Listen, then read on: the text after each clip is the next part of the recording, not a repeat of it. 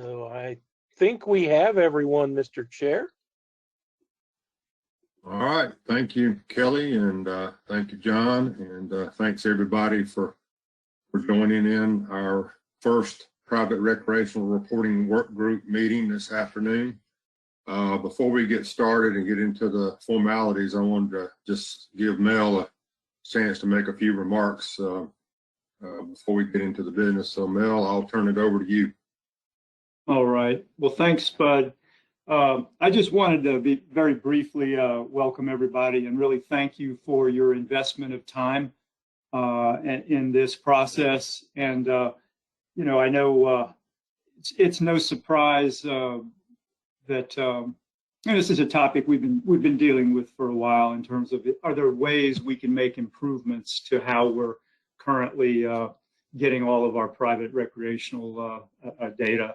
And, you know, to start with, obviously, you know, we've got a program in place, Emirate, before it, MRFs, several has evolved over the years. In no way does any of this indicate that we're not doing the very best we can with that. I mean, I've said this multiple times, is that the program we have was really never, ever, ever intended to be used the way we're using it in some ways. So, but it is a good program. It has been improved over the years. It just is what it is.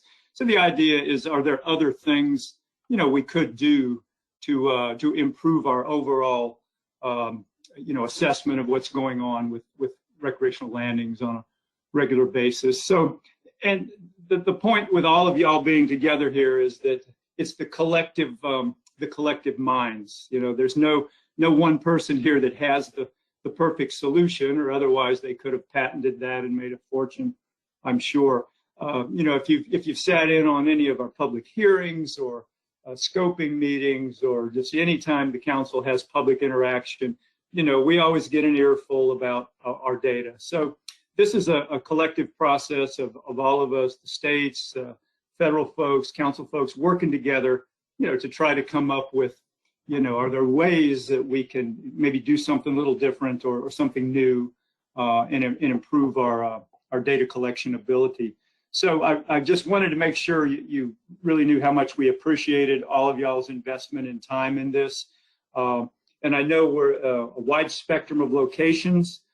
Some of you may be snowed in where you are, and some of you may be in Miami and not snowed in. So wherever you are, just appreciate you being here today and spending time in this effort. And as Spud said, this is sort of step one in moving us towards down the road and seeing how, if there's things we can come up with that may be new and innovative and it may work for us. So thanks again. I will just turn it back to Spud and go into listen mode. Thank you, Mel, and good luck with that South Carolina legislature. I know this time of the year, all the state agency folks are having to be extremely vigilant because most of our legislatures are in session, and lots of mischief and unintended consequences can emerge. But just for those of you that don't know me, I'm Spud Woodward. I am a council member from Georgia, formerly with the Georgia DNR Coastal Resources Division.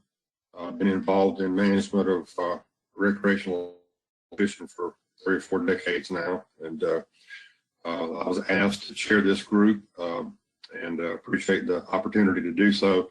A little background before we approve the agenda. The genesis of this work group was discussions at a meeting the council had last year dealing with recreational fisheries topics.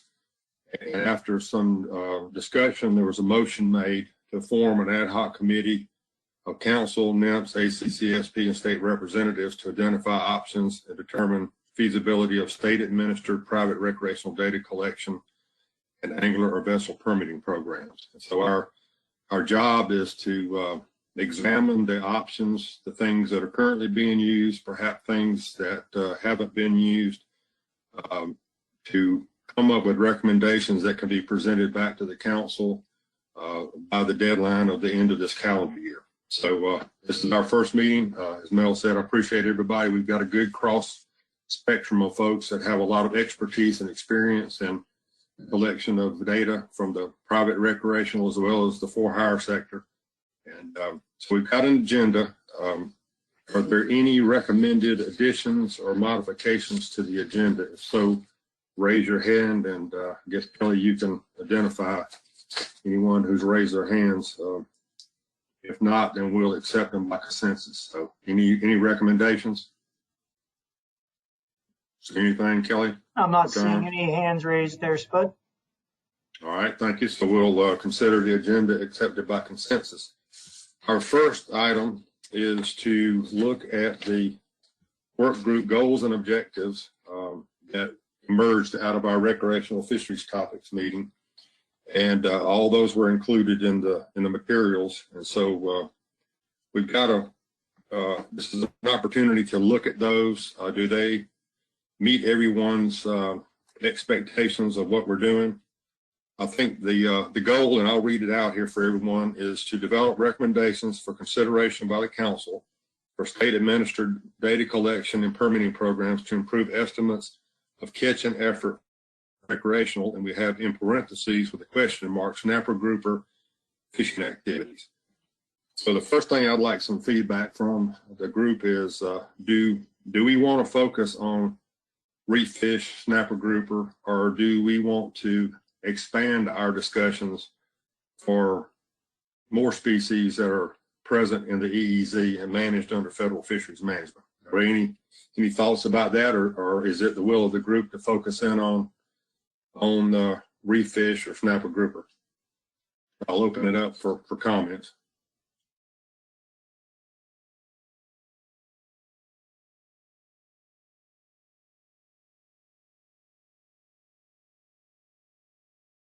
We'll see any hands. Okay, I see Jessica, go ahead. Thank you, Spud. Yes, I guess my recommendation would be to focus on reef fish, at least for now. And then I guess another thing I wanted to bring up when you were talking about the charge of this group and what would come back to the council is, I guess that some of these items really could be items that the states have to implement. And while the council could ultimately recommend states do X, Y, or Z, I guess that I see that some of the items that may come out of this group might truly be turned over to the states and might not be a council action. And maybe that's obvious, but I just want to point it out. Yes, and that's that's where the rubber hits the road in this process, is if we do agree at the end of our deliberations that it's to go forward with recommending that states take action to modify their licensing, permitting processes, or whatever, it will rest solely on those states. Now, that doesn't mean that's necessarily what we'll come up with. We may decide that all of the other states in the South Atlantic, it's not feasible, and we might recommend, given it's not feasible, that it rests solely on federal authority. I mean, if you had a chance to look at the results of the report from Mayfac, that was one of the things they mentioned in there, is that if states can't do it or won't do it, it may end up having to fall on the shoulders of the federal authorities. So thanks for bringing it up. And Jeff, go ahead. Thank you, Mr. Chairman. And I'm going to kind of echo a little bit of where I think you were going, but my initial hand raise was questioning the state administered piece of the charge, and I think the task is really to identify the need and the logistical options for data before we identify the entity for action. So, in support of where you were headed, identify the task, the options, the appropriate ways to go about it, instead of just having the goal being focused on state administered. Thank you, Jeff. So what I'm hearing is that if we took the draft work group goal, we basically deleted state administered, so that would read develop recommendations for consideration by the council for data collection and permitting programs to improve estimates of catch and effort for private recreational snapper grouper fishing activities. That's what I've got right now based on what I've heard from you, Jeff, and from Jessica and Mel. I'll turn it over to you. Yeah, I was just going to kind of follow up with what Jessica was, or what you'd mentioned, is that, you know, if you do come up with things that the states are going to be required to do, you know, we've got to keep in mind that each state is different in its ability to implement different actions. And as long as you understand that, that's fine. So if you did identify things that you wanted to implement at a state level, you just need to have a full understanding of the spectrum of how that would come about, what each of the states would have to do to make that happen. And, you know, as long as you understand all of that and document it, that's fine. But all of us, each state is a little bit different in terms of its process for, you know, implementing new regulatory requirements. All right. Thank you, Mel. I'll call on my old friend Luis. Go ahead.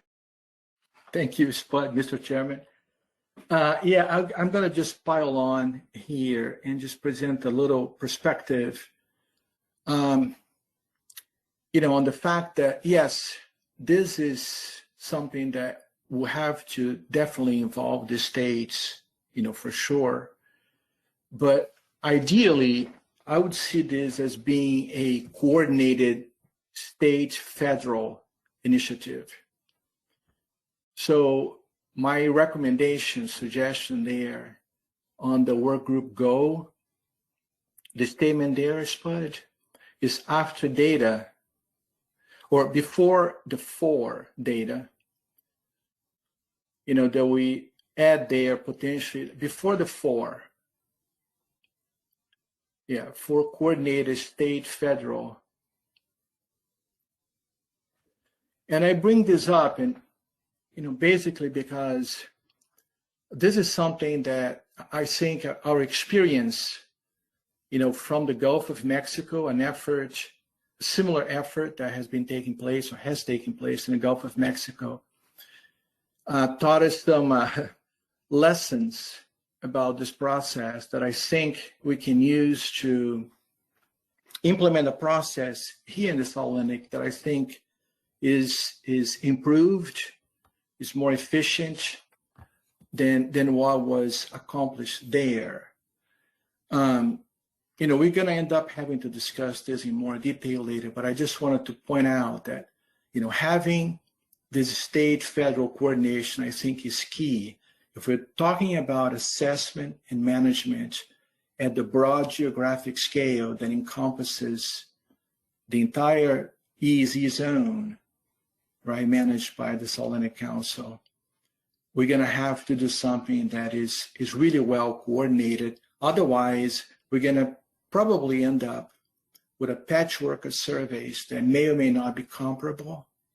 It may or may not be easy to integrate and generate the kind of data that we're looking for. Thank you, Luis. Yes, I agree. The state federal coordination part of this is integral, and I appreciate you the tact you use in referring to the current situation in the Gulf, which is something we're all watching with great interest. But so what I heard from Luis is that we would basically replace the term state administered with coordinated state federal data collection and permitting. And then, that would be the modification. So just to read it again, just for clarity purposes, our work group goal would be develop recommendations for consideration by the council for coordinated state federal data collection and permitting programs to improve estimates of catch and effort for private recreational snapper grouper fishing activities. So, Beth, go ahead.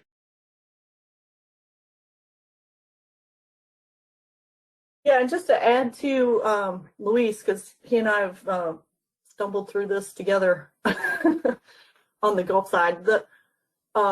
It's also important to not just consider how the data are going to be collected, but also have a clear goal for what the data will be used for. If it's for the purpose of improving management, or regional stock assessments, or both. That's something I'll talk about later in my talk, but I think that's an important thing to have up front in mind when you're developing something. Yeah, thank you, Bev. Yeah, when you look down in the objectives, that's one of the things that is sort of integral to this process, is that we want to make sure that whatever we build produces an outcome that has the greatest utility, whether it be estimates of catch, whether it be stock assessments, and certainly the end result being better management decisions. So we've got a recommended modification to the work group goal. Any further discussion on that? Any concerns about the work group goal as modified? Now go ahead, Richard. Yeah, I don't have any concerns about the goals, but just building on what Luis and Bev mentioned, there is a National Academies review of Emirate and regional programs or regional surveys and their compatibility with in-season management objectives. And that review is expected to be completed sometime this year. So there will be some overlap, I think, in the objectives here, and there should be some interplay between the recommendations from both. I just would want people to keep that in mind, that is something that's on the horizon. Thank you, Richard, for bringing that up. I appreciate it. All right, so any concerns about the work group goal? If you have any desire to further modify it, if not, I'll consider it adopted by consensus unless there is some opposition. So raise your hand if you want to make further modifications.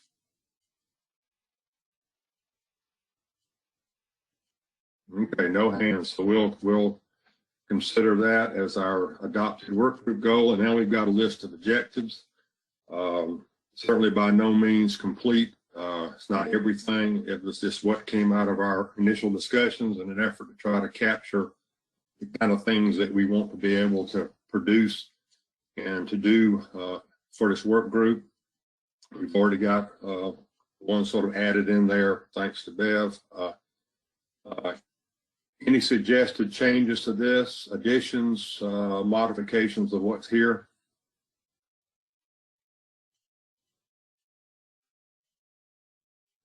And this will be a living process. Obviously, we can change this as we go along. I'm sure there will be things that emerge that we may want us to focus on. So, don't see any hands. So we'll consider the objectives adopted by consensus as well. All right. Well, thanks everyone. Sometimes that's the hardest part of any work group, is to figure out who you are and what you're trying to do. So thanks to everybody.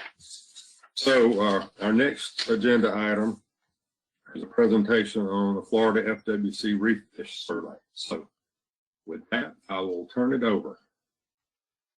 All right. Thank you, Mr. Chair. Yeah, I think that went pretty well. So I appreciate everybody's suggestions and improvements.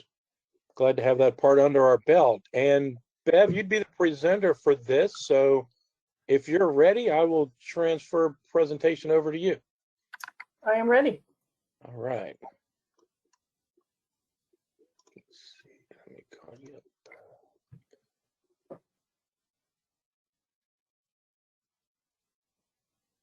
Do you see my screen?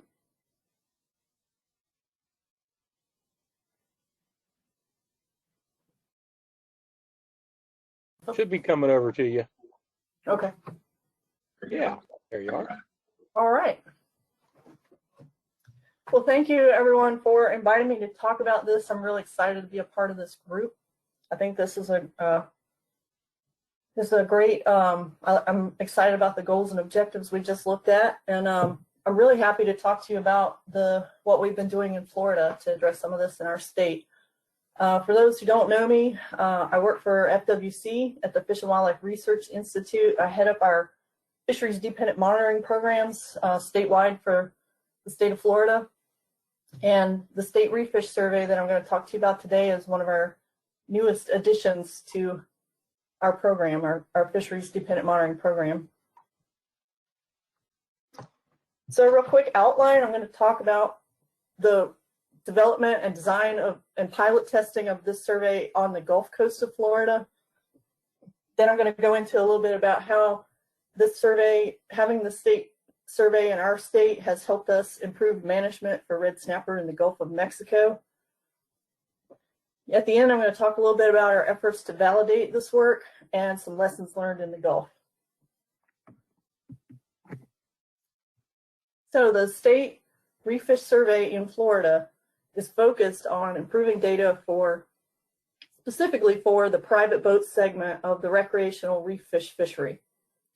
Now this fishery accounts for the majority of recreational landings, but I should also mention discards as well in the recreational sector. However, it is the most difficult segment to monitor and especially to manage with quotas, as many people on this committee are aware. Just due to the fact that it's a very high effort fishery dispersed amongst many participants. But having said that, it's also a small subset of the overall recreational fishery. And in the past, it has not been frequently encountered in the Emirate intercept survey because of that. And essentially that's because in order to participate in the reef fish fishery, it requires owning a fairly nice boat that can get you offshore and back safely, electronics to find the fish, gas to get out there and back.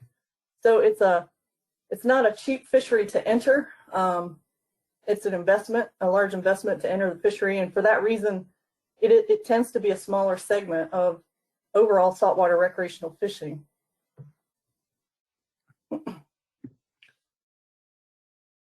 So in the Gulf of Mexico, there's been a series of workshops that were held back in 2013 and 14 to address the need in that region for more timely and precise data to manage red snapper.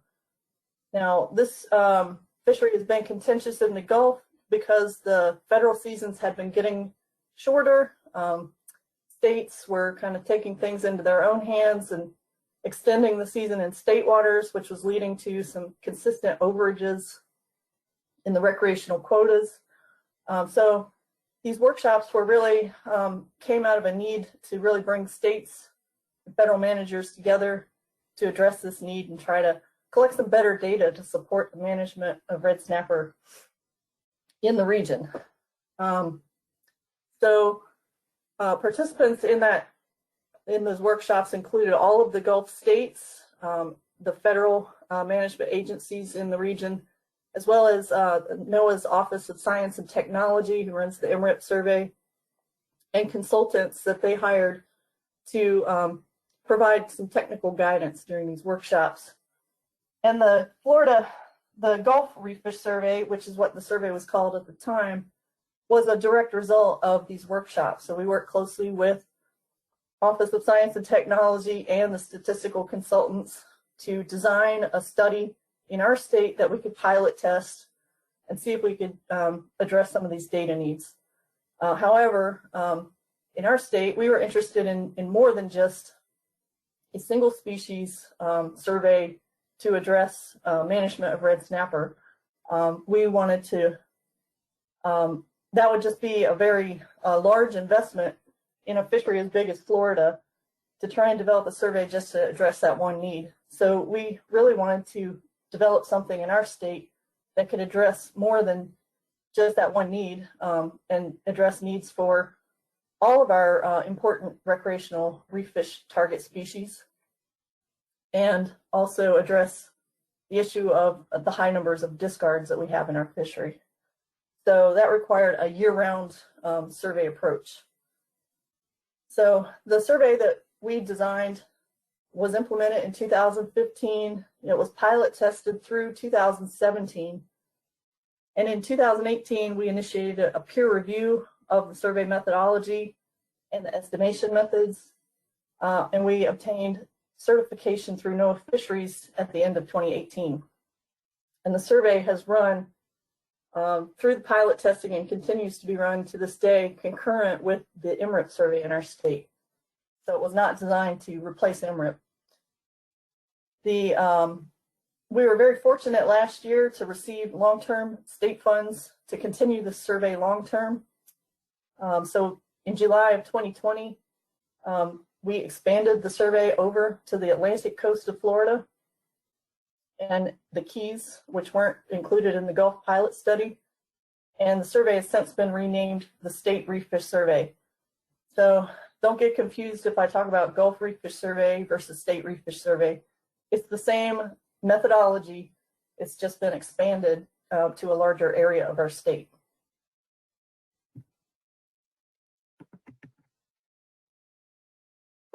So a key thing that had to be in place for the survey design that we developed was a requirement for anglers who fish for reef fish from a private boat to be identified in our license database. So currently, most anglers are required to have a saltwater fishing license, but there's no way to distinguish within that license database who is a reef fish angler or an offshore angler. It includes anyone who fishes for inshore species or lobster, scallops, pretty much everything. So in order to design and develop a special survey for reef fish, we really needed a way to identify reef fish anglers. And that was done through what we call the State Reef Fish Angler Designation. It is a free option currently on the saltwater fishing license, similar to the options available for spiny lobster and some other specialized fisheries. But it is a free option when you purchase your license. And one nice thing about this requirement too is that it excludes some of the exemptions to saltwater fishing licenses in our state. So the biggest one being senior citizens who fish in Florida, who are residents of Florida, are not required to purchase a saltwater fishing license. However, they are required to possess this free state reef fish angler designation. So essentially what this accomplishes is it gives us a directory of a known number of known participants in the reef fish recreational fishery so that we can target them for a special survey. There's similar requirements in some of the other Gulf states. For example, Louisiana requires a recreational offshore landing permit for a variety of offshore species. And last year, Alabama implemented a $10 permit or endorsement that you have to have in order to fish for a large list of reef fish species. So this is kind of a trend on the Gulf Coast. And actually, I think there was a report that was shared with this group from MAFAC, the Marine Fisheries Advisory Committee to NOAA Fisheries from last year, that actually reviewed all of the state survey pilot studies that have been conducted over in the Gulf Coast since those Gulf-wide workshops that I mentioned previously. And one of the big recommendations that MAFAC took away from reviewing all of those programs is that defining the universe of offshore anglers is highly recommended for improving your surveys for this group of anglers. So I encourage you all to check that report out. It was very well written, and I think it did a nice job of reviewing everything that's been done in the Gulf. So there's 13 species included in the permit requirement in Florida. I call it a permit, but it's just a free designation on the license. It includes all of the very popular grouper and snapper species in the reef fish recreational fishery, as well as triggerfish, hogfish, and some amberjack species. So pretty much anyone who's fishing for reef fish is going to probably be targeting at least one of these species and should have that permit. So a brief overview of the State Reef Fish Survey design. It consists of two complementary methods, a mail survey that we use to estimate fishing effort, and a dockside intercept survey that we use to estimate catch per unit effort. And those two pieces are used together to estimate total catch. This is a pretty familiar methodology to everyone, I'm sure. It's similar to the Emirate survey that uses two complementary methods, and many other surveys do as well. And in fact, when this methodology was peer reviewed, they identified that this approach has been studied and is used extensively to estimate recreational catch. Therefore, they concluded that these methods are sound and appropriate. And just to give you an example of probably a similar survey that the State Reef Fish Survey is most comparable to is the large pelagic survey that is conducted by NOAA Fisheries on the Atlantic coast for highly migratory species, because it requires it uses the permit list of people with the federal HMS permit for estimating their fishing efforts. And it incorporates dockside intercept data collected through Emirate and in their CPUE estimate. And that's a very similar approach to what we've designed for the State Reef Fish Survey. So this is not a novel approach. It's pretty generally accepted approach to doing specialized surveys. One other thing I wanted to mention here is that the State Reef Fish Survey is conducted year-round, and it produces monthly estimates of fishing effort, harvest, and discards. And that was important for us because we wanted data that not only would help improve fisheries management, but could also potentially be used to help improve stock assessments in the region.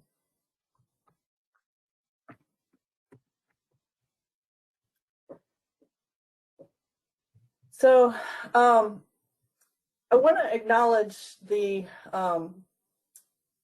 work the importance of working collaboratively. You brought it up when we were talking about the objectives for this group, the state-federal coordination.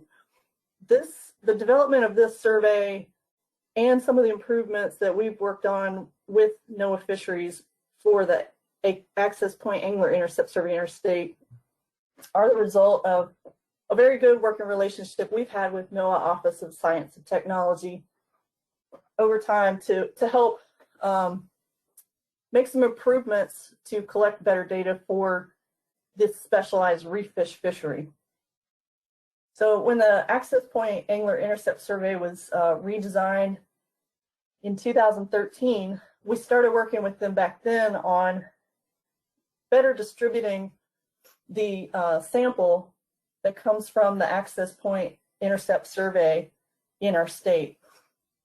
Previously, the state was split or the survey was stratified by two coasts, the Gulf Coast and the Atlantic Coast. But since the APA survey redesign supports allocating your sampling effort among smaller regions, we've worked closely with Office of Science and Technology now to distribute our sample across these different regions of Florida. And what this has done for us is it's given us better distribution of our samples across a year. So in the past, if we had seasonal fishing effort in the north during certain months of the year, a lot of our sample would be drawn in the southern part of the state. And then when those seasons changed, a lot of our sample would get pulled up to the northern parts. And by allocating our sample now across these smaller regions, we've got a better year-round distribution of our sampling effort. So that's been one improvement that we've worked on just for improving reef fish intercepts in the APA survey. The other thing that we worked with them on is implementing or allocating a portion of our APA sample to what we call a new offshore site group. So This figure shows on the Atlantic coast of Florida in particular, we have very specific inlets that boats have to come out of in order to fish in the Atlantic Ocean. And we've known for a long time that you're more likely to intercept an offshore fishing trip if a site is selected that's close to an inlet versus one that's way up the lagoon or farther up a river. So by identifying this smaller set of sites in the Emirate site register and allocating a portion of our sample, our APIS sample, to those sites, that has also been a big improvement in helping increase the kind of hit rate in the intercept survey for reef fish trips. So it's been really nice to have those new sample weights with this new APIS survey to allow us more flexibility to do things like this and still get a good statistical estimate. In addition to working with them on the APIS survey, we have worked together with them on the state reef fish survey, specifically to supplement our sample draw for the access point intercept survey with separate assignments that we can use to supplement APIS with for our specialized reef fish survey. So that serves two purposes. The first one is we don't want to be bumping into ourselves in the field. If you know, we're doing APIS assignments and then we have a sampler for the state reef fish survey at the same site on the same day, that's not very productive. But the other thing that that's allowed us to do is actually capitalize on data collected through both surveys. So by drawing the sample together, the sample weights are compatible, and we can combine those data and use them in our SURFs or state reef fish survey estimates. So all of this has worked together to help improve the data that we're collecting specifically for reef fish. So I guess the main point I want to make with this slide here too is while the Emirate data and the state reef fish survey are integrated on the catch side, the effort survey that I'm going to talk about next is a completely separate independent survey from Emirate. So we're separately estimating fishing effort, but we're using data from both surveys together for the CPUE estimate.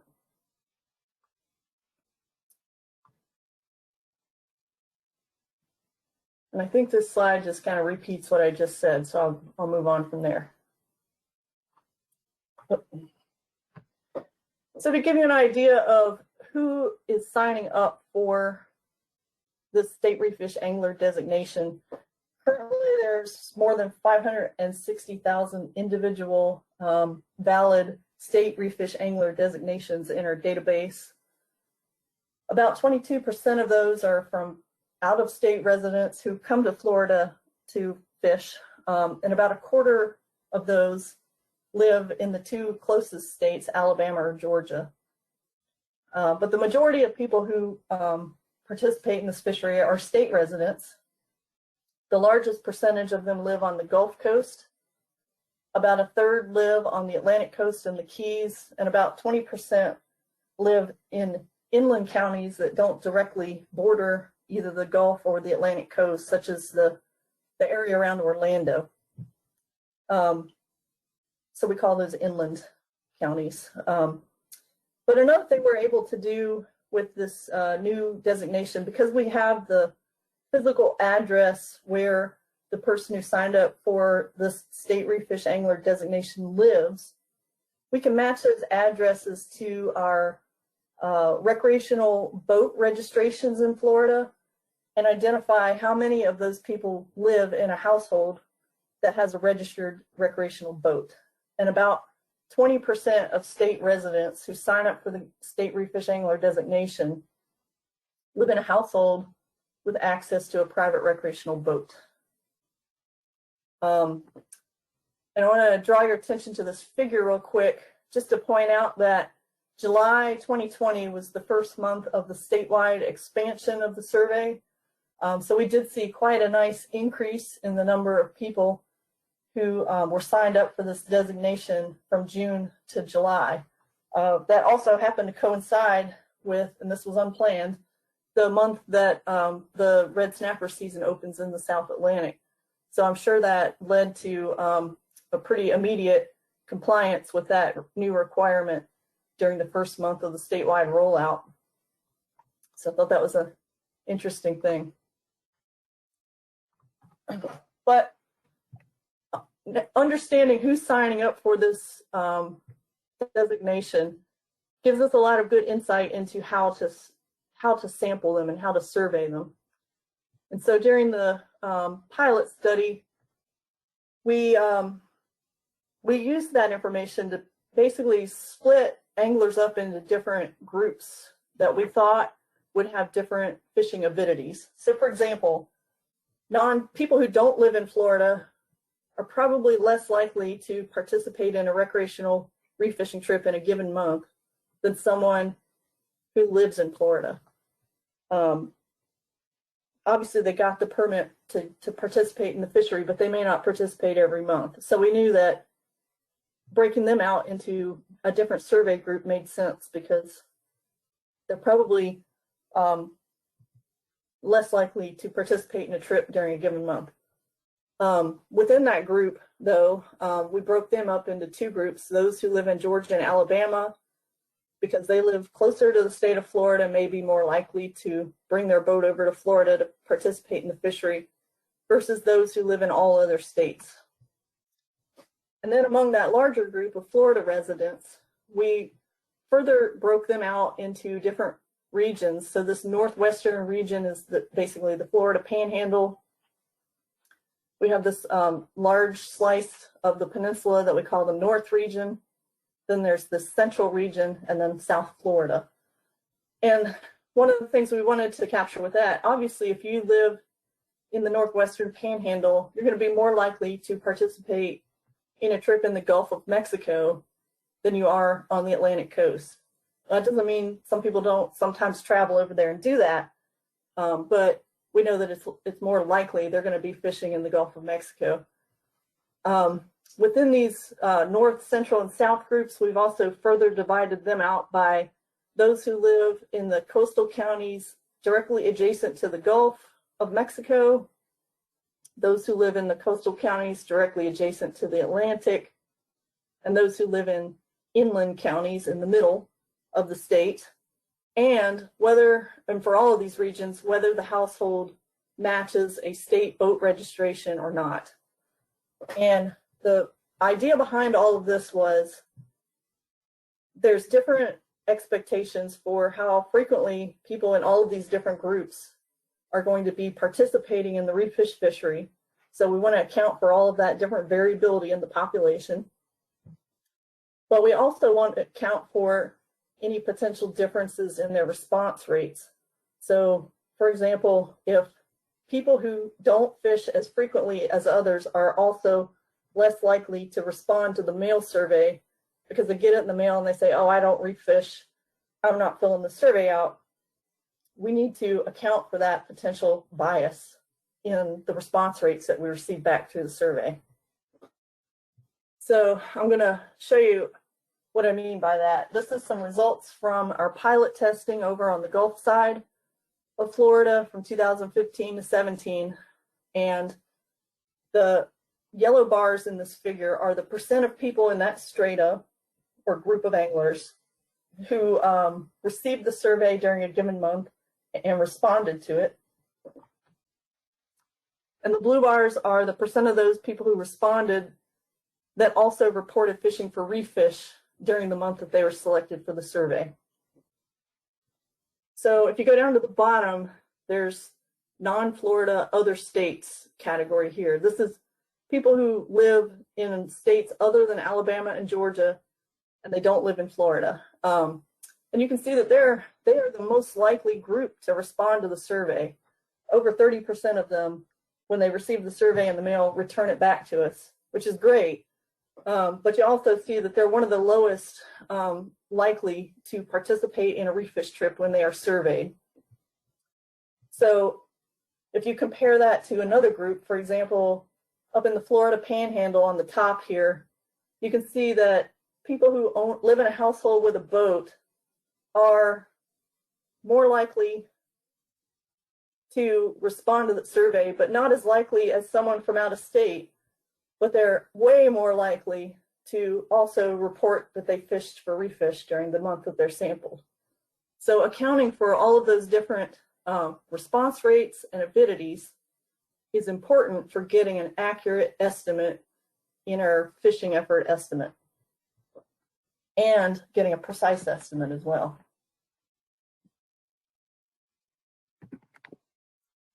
So to give you an idea of the sample sizes and response rates, each month we select 7,000 individuals who are signed up for the state Reef Fish Angler designation to receive the mail survey questionnaire in the mail.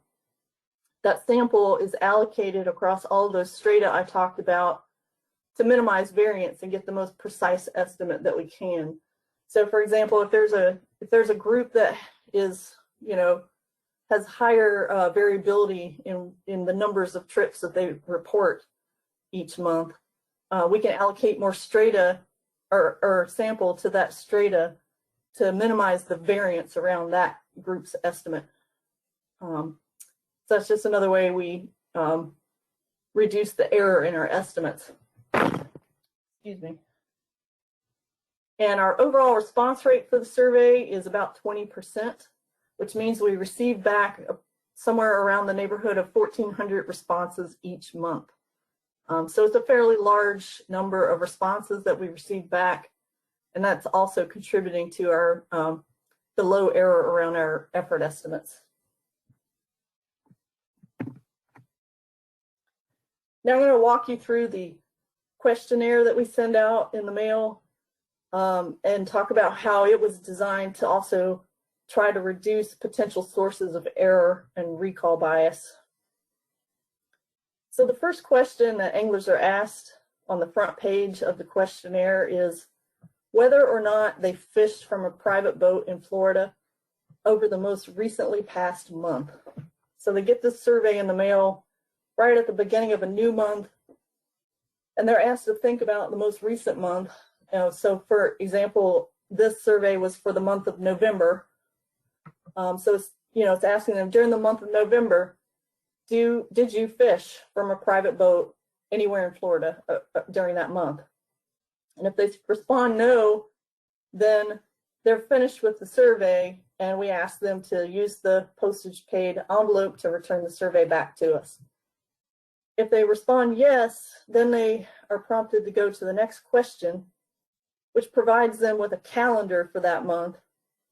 And they're asked to use that calendar to mark each day that they recall taking a trip from a private boat in Florida. And the purpose of structuring the question this way is to help them remember what they did over the past month and make sure that they're accurately remembering trips that they took in the month of November versus back in October or September.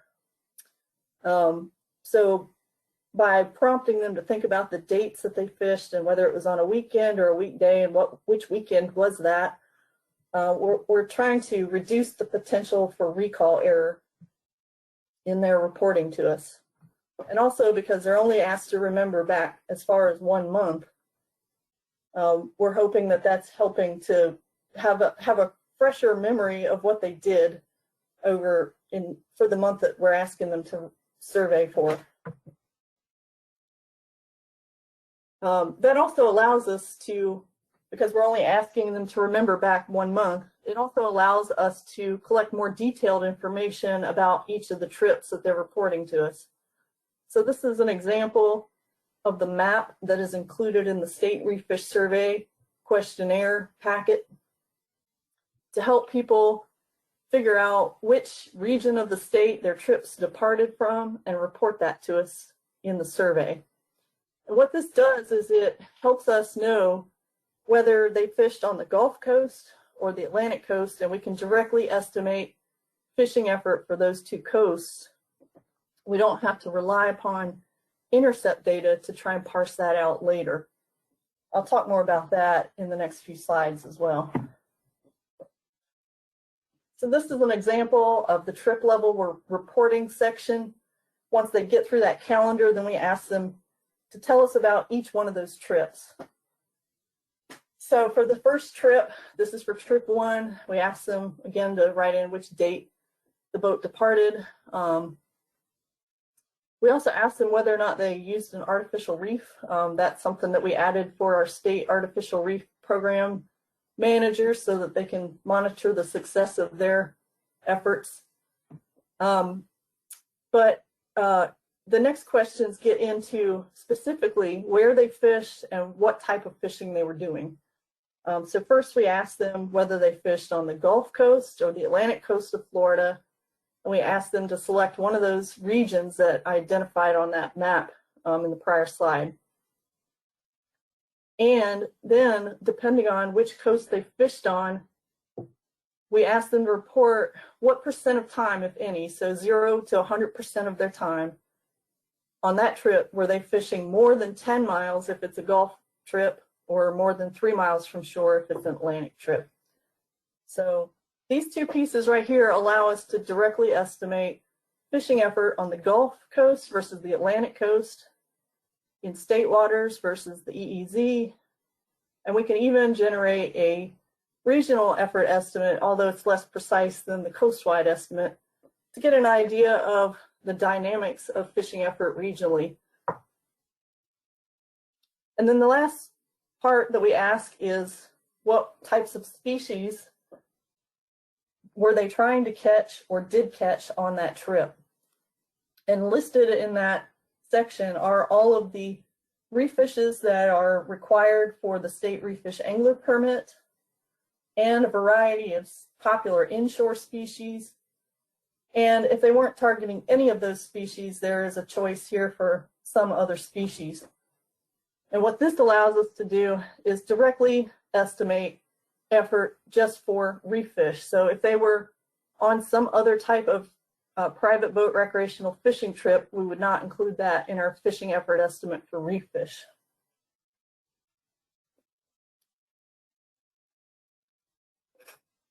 By directly estimating this prevents the need from having to rely upon the angler intercept data, the dockside intercept data, I should say, for these pieces of information.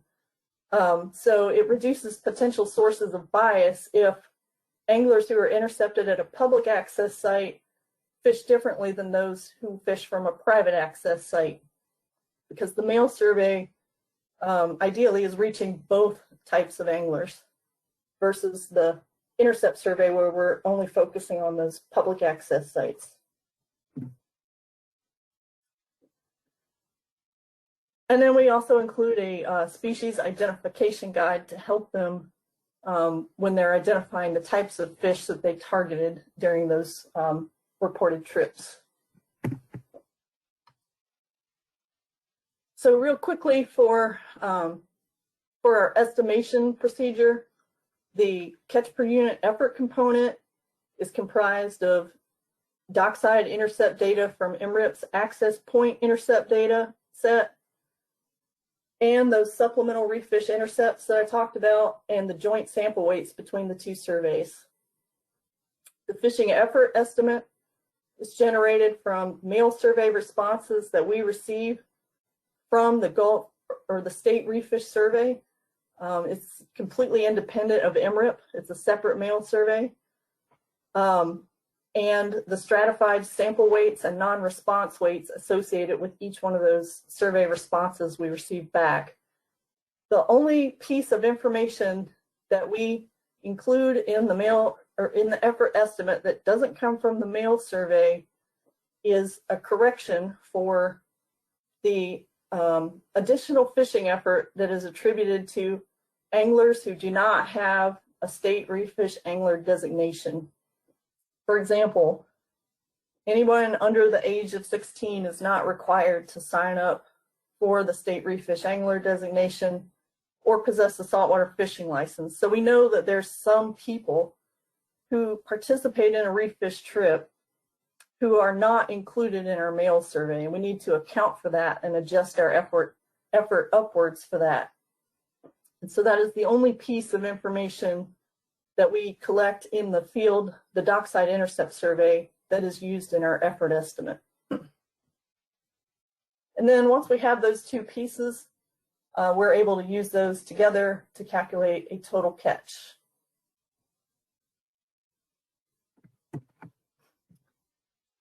So these are some results from the pilot testing in the Gulf, specifically for red snapper. So on the left is red snapper landings, and on the right is discards. And these results were reviewed during our peer review. At the time, the Emirate estimates that were available were included the new access point angler intercept survey data, but did not include the new fishing effort survey methodology. So these are what we call Emirate ACAL estimates. This is what we had available when we were pilot testing and what we had available during the peer review. But one of the primary goals of the pilot study in the Gulf was to improve precision around estimates. So that's why we were comparing these Emirate and Girps estimates. So the blue bars are Emirate ACAL estimates, and the gray bars are Girps estimates. And then the dots that sit above those bars are the CVs around those two estimates. And you can see that the gray dots for Girps are lower than the blue dots. So we were successful in generating a more precise catch estimates as a result of this pilot study. So we were pretty happy with those results. You'll also notice that the Girps estimates in some cases were a little bit higher than the Emirate estimates at the time, but really there weren't any great differences between estimates coming out of the two surveys. Oops. So since the rollout of the new fishing effort survey for Emirate, now we do see larger differences between Emirate estimates and Girps estimates. So again, the blue bars here are the APIS calibrated estimates. The orange bars are the new recalibrated Emirate estimates for the FES methodology, and the gray bars are Girps. So I just want to point out here that the Gulf Refish survey, the only piece of Emirate we use is the dockside intercept data from the access point angler intercept survey. We do not use any data from the coastal household telephone survey or any data from the fishing effort survey for our Girps estimates. The effort estimate is completely independent and separate.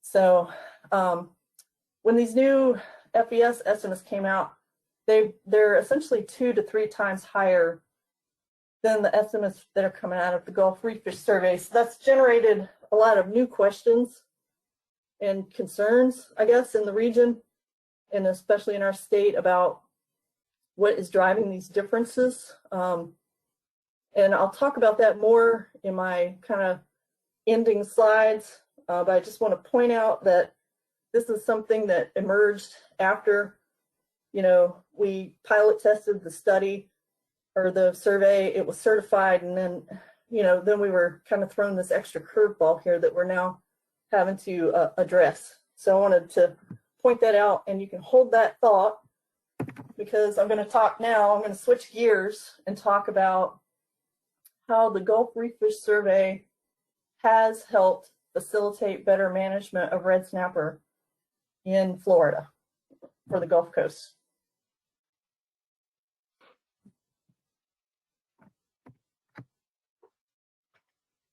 So in 2018, which is the year that the survey was certified, we, in the Gulf of Mexico, there was a new pilot study that was initiated to allocate management of the red snapper recreational fishery to the individual states. And Florida was a participant in that pilot study. And essentially what was decided on during that pilot study is that Florida would be responsible for 43% of the Gulf-wide recreational quota. And when I say responsible, I mean responsible for managing our fishery within that specific allocation of the quota so that the recreational fishery does not exceed that catch limit. And we would be responsible for setting seasons for that, for our own recreational fishery in state and federal waters, not just our state water jurisdiction. And we'd be responsible for monitoring the landings during that season, tracking them against our state quota, and ensuring that we don't overshoot that quota. So during that time, we used the Gulf Refish Survey to monitor those landings and track the quota. And we also were able to use what we've learned through this survey to inform managers on how to set that season so that there was a low risk for exceeding that quota. And I'll talk about that in the next slide. So I mentioned in earlier slides that one of the pieces of information we collect in the mail survey is that calendar and what dates on the calendar people reported trips for. So because that calendar tells us how many trips or how much effort there was on weekends versus weekdays, we were actually able to use our mail survey to separately estimate landings fishing effort in a given month on weekends versus weekdays, and generate a catch estimate for those weekends and weekdays using the catch intercept data. So once we know how many total landings there were on, say, weekends versus weekdays in the month of June, we can divide that number by the number of days that the harvest season was open to estimate a mean daily landings. So you can see in this figure here, the blue bars are for the month of June and the orange is for the month of July. So obviously, it's not a surprise that a lot more fish are landed per day on a weekend because effort is higher on weekends, and that fewer fish are landed on a weekday. Also interesting that effort tends to drop a little bit in the second month of the season during July. So the average mean pounds landed per day goes down a bit in the month of July. So having this information in hand, we are able to provide this to our fishery managers so they can select dates for the upcoming fishing season. And then they can calculate how many landings they would expect to see landed during those dates, given how many weekend and weekdays there were in the season. And then they could select a season length that is going to keep the landings within our established state quota. So this has been a big shift in how our state manages this fishery. It's much more informed and based on, what is a sustainable season and how many days can we give people to keep this fishery sustainable. So it's been I think a really big success in the Gulf.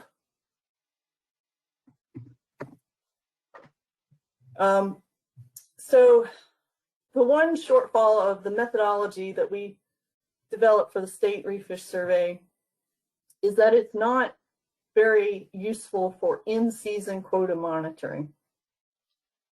So we rely on the mail survey for our effort estimate, which takes time to send out those surveys and get the responses back.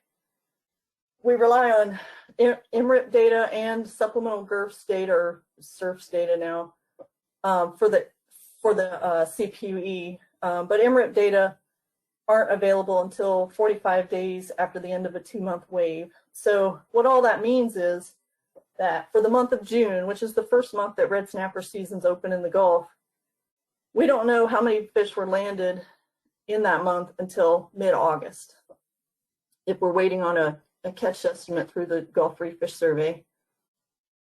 And then for the month of July, because that's the first month of a new MRIP wave, we don't get an estimate for that month until mid-October.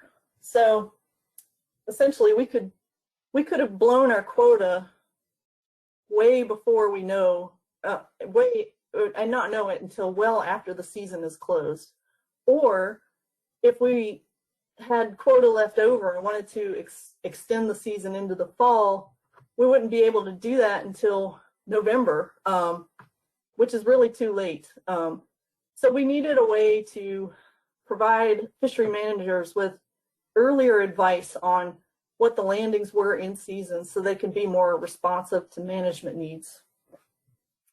So what we did was we looked at the data we have available in time to do something like this. And the one critical piece of information that we do have are these intercept data from the supplemental Gulf Refish Survey samples that we collect during the dockside intercept survey. The Emirate data aren't available, but we do have the Gulf Refish Survey data available. So what can we do with those data to predict what our final estimates are going to be? So one nice thing about having worked with NOAA Fisheries on drawing these assignments for us is the intercept sample weights are very useful for predicting what your fishing effort's going to be later in the later down the road. So the sample weights are basically based on the pressure at each site, based on what the expected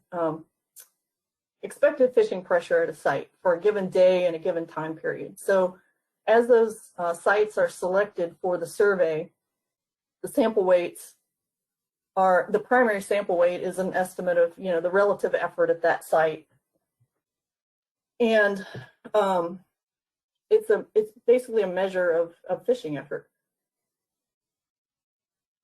There's a secondary sample weight that is calculated for any anglers that are missed at each site, but essentially what you can do is if you sum up all of the individual interviews that are collected from the assignments that we are given, it gives you an estimate of what the total fishing effort is at all of the sites that are in our sample frame. Now that's not an estimate of total effort, it's just an estimate of effort at that subset of offshore sites where we conduct supplemental Girps intercepts. But it's a good index of what fishing effort is in season.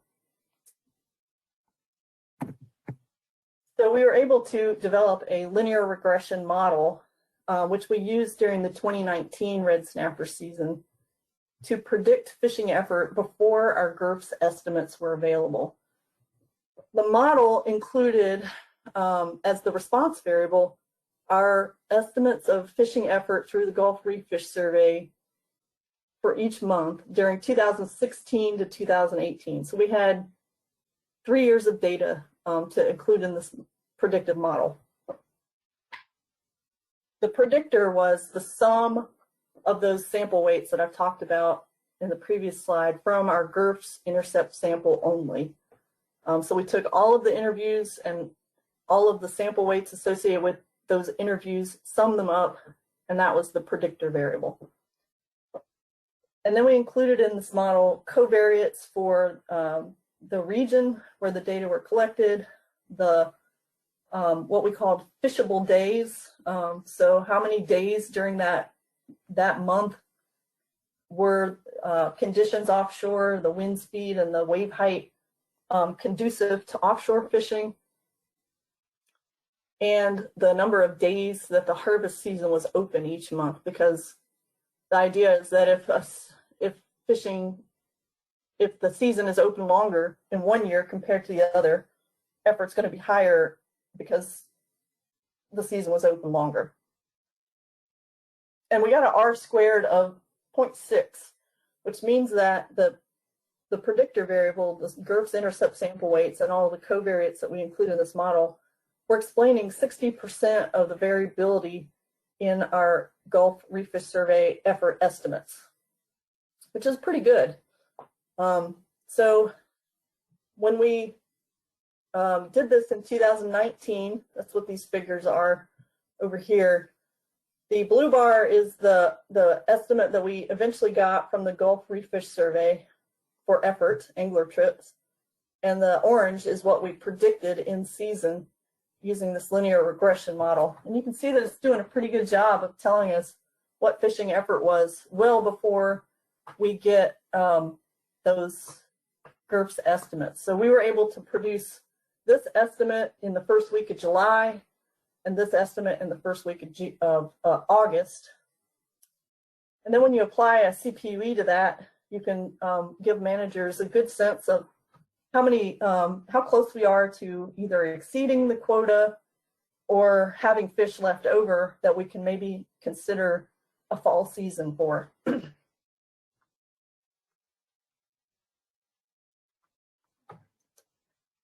then another thing we tried in 2019 was a more direct approach of doing a separate survey in the field to see if we could get a separate in-season estimate of fishing effort just by going out to inlets in the Panhandle region of Florida, where we know you have to pass through one of these passes or inlets in order to fish in the Gulf of Mexico.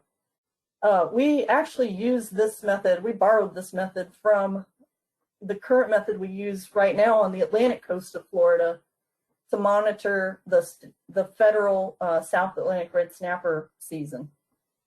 So during that season, we put human observers out at all of those inlets on the Atlantic coast of Florida, monitor how many boats are going out, and then we do separate dockside intercept surveys to figure out how many of those boats went out for the specific purpose of fishing for red snapper. And that gives us an effort estimate. And then the intercept survey also tells us what the CPUE is. So this is a method that's already been used. And we've actually had that work peer reviewed through, I think, North American Journal of Fisheries Management. So it's a method that we're already familiar with. So we tried it over on the Gulf Coast during this red snapper season in 2019 to see if we could do the same thing over there. And what you can see is in the figure at the bottom here, the blue bars are the separate estimate of fishing effort for the Panhandle that we got by monitoring those passes out of the Panhandle. And the orange bars are what we ultimately estimated through our Gulf Refish Survey. So it was pretty promising that, yeah, this could be used as a way to monitor effort in season, but it is more labor intensive than the regression model that I just described. So it costs more money, et cetera, but the really encouraging thing about this too was that it's a pretty good validation that the Gulf Refish Survey estimates don't have any real big sources of bias in them. So you can see that the two estimates are pretty close together.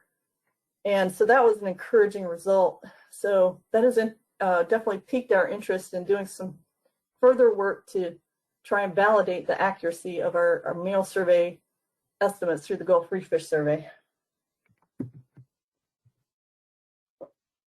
So ongoing work, I talked about how we already do some of that inlet monitoring on the Atlantic coast at these 9 major inlets. Right now, we only do that in season during the South Atlantic red snapper harvest season.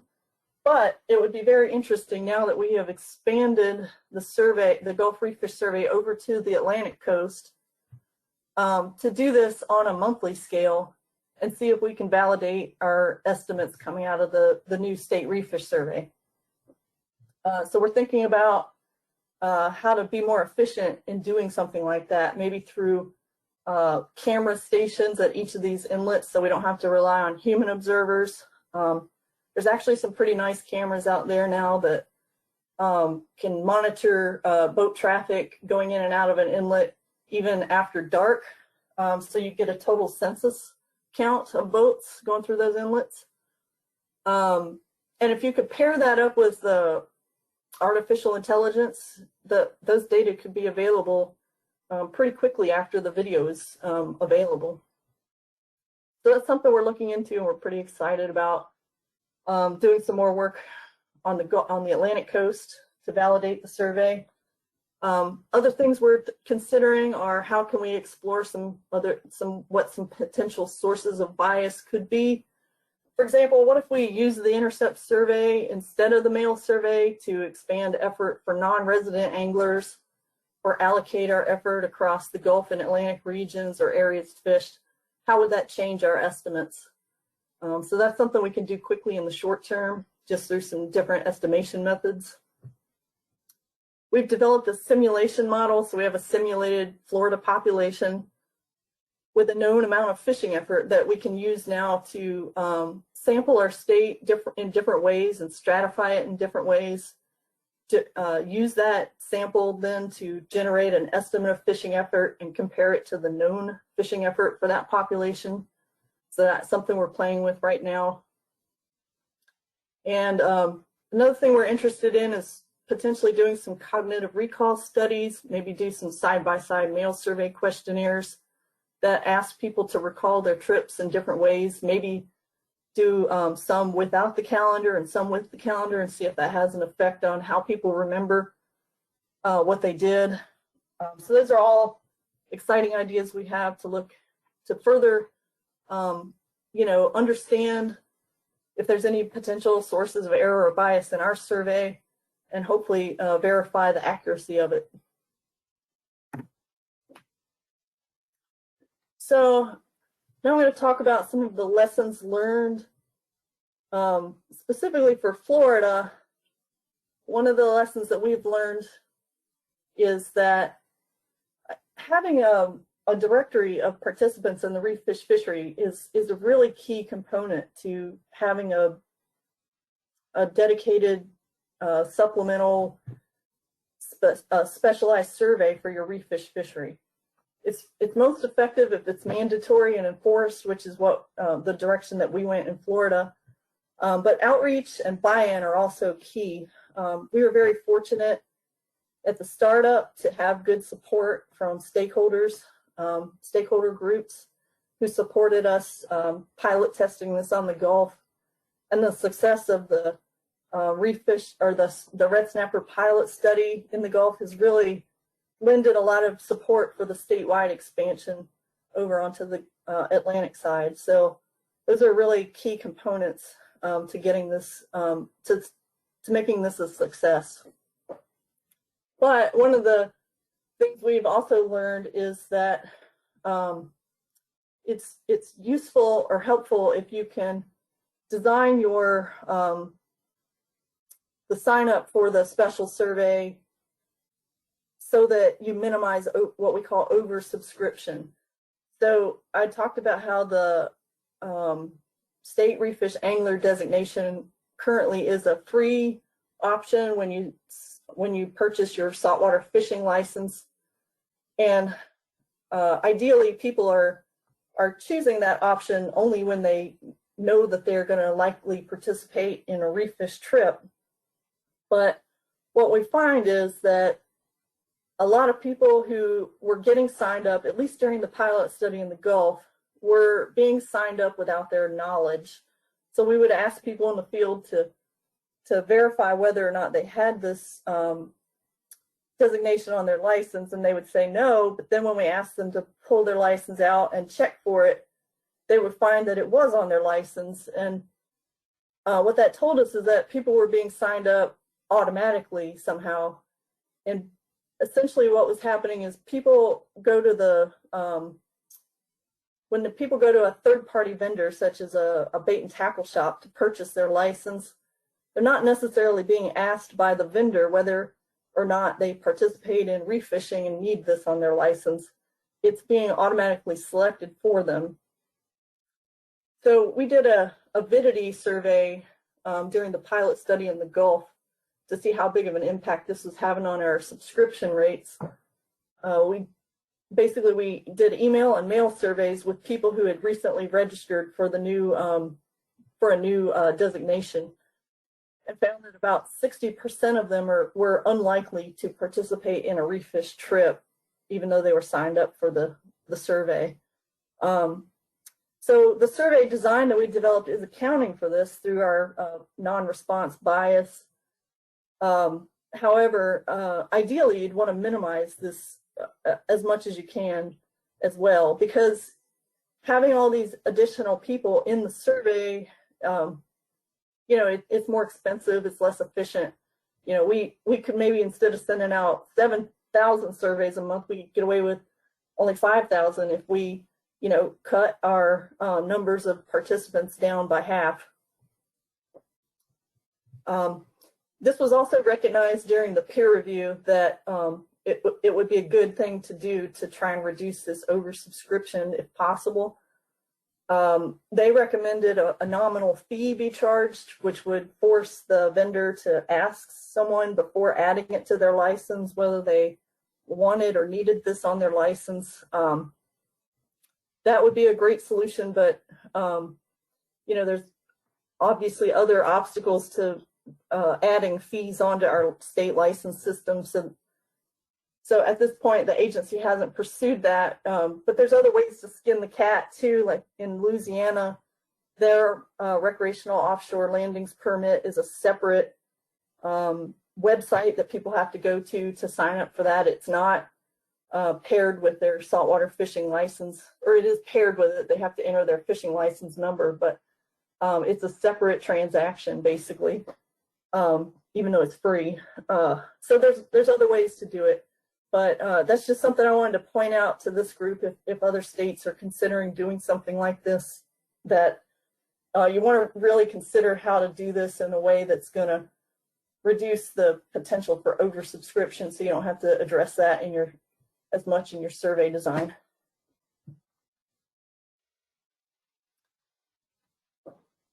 And then lastly, this is my last slide. And Luis touched on this in the opening remarks for this work group, but this was a regional effort with the workshops that were organized by Gulf States Marine Fisheries Commission. But in the end, what was pilot tested in different states had different goals for different needs in those states. So what we designed in Florida was a year-round survey that monitors landings and discards. Some other states chose survey designs that monitor in-season landings very well, but don't measure discards year-round. And so that's not going to be, you're not going to be able to use our survey and their survey together in a stock assessment. So the lessons learned there is you really need clearly defined goals, like what are you going to use the data for on a regional scale, and then work with the states, each state work together, and state federal coordination to make sure we're all working towards those same goals so that data can be used together regionally.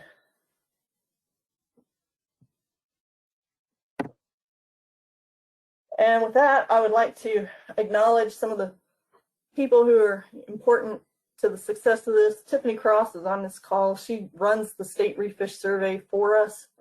We couldn't do it without her. The Division of Marine Fisheries Management we've worked very closely with them on the design of this, and especially during that red snapper pilot study. Office of Science and Technology, again, I have to throw support and acknowledgement to all of the technical support we've been provided through them for this project. And the funding was available through the National Fish and Wildlife Foundation before the state took that over this year. And just, you know, here's my contact information. If you want more information about any of the stuff I've talked about here, I've provided a few links. With that, I'll open the floor to discussion.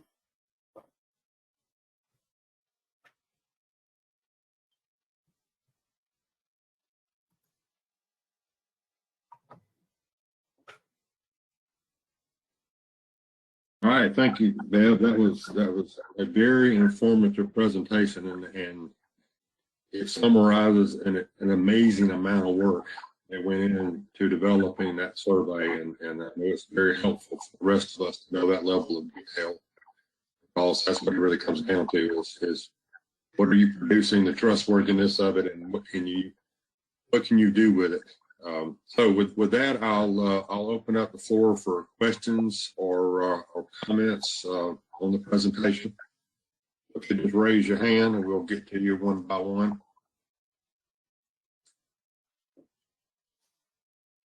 Kelly will get the screen back and we'll see the hands for John.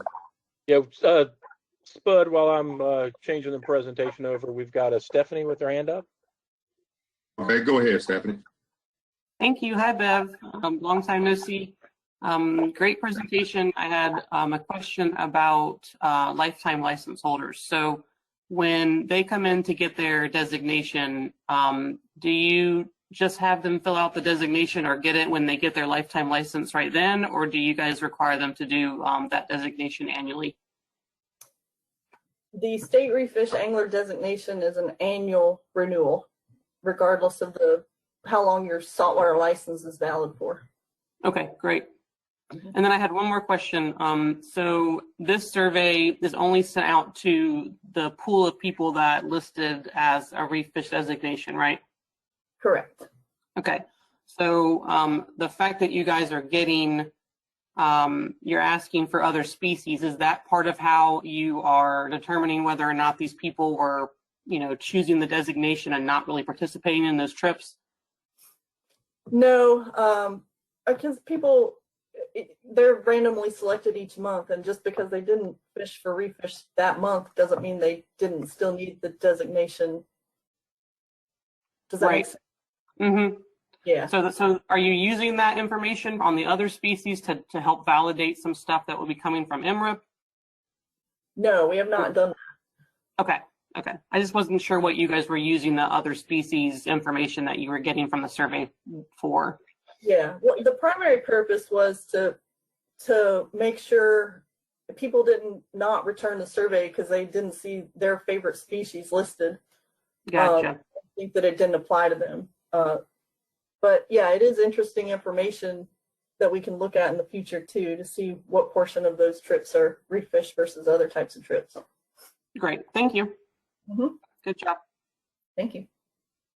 Bev, just a question, kind of a follow-up to that. Is the SURF's permit, does it have a fixed beginning and end date, or is it good for 365 from the day you acquire? I believe it is valid from the date of acquisition for 12 months. So we do run into situations where someone's got a saltwater fishing license and then they'll add this to it later, and the license will expire before the permit, before the designation. But we don't include people in the mail survey if one or the other is expired. So if they have a fishing license that's not renewed, but the permit's still valid, they're not considered legal to fish for reef fish. All right, thanks. We've got Brandy next up. Yeah, I can also say, like Stephanie did, hey, Bev, a long time no see. So I just kind of had more of like a comment. So when you started talking about the third-party vendors and that being an issue for potentially why some of these people are ending up in the pool of basically applicants that are not really even realizing that they're being signed up for that.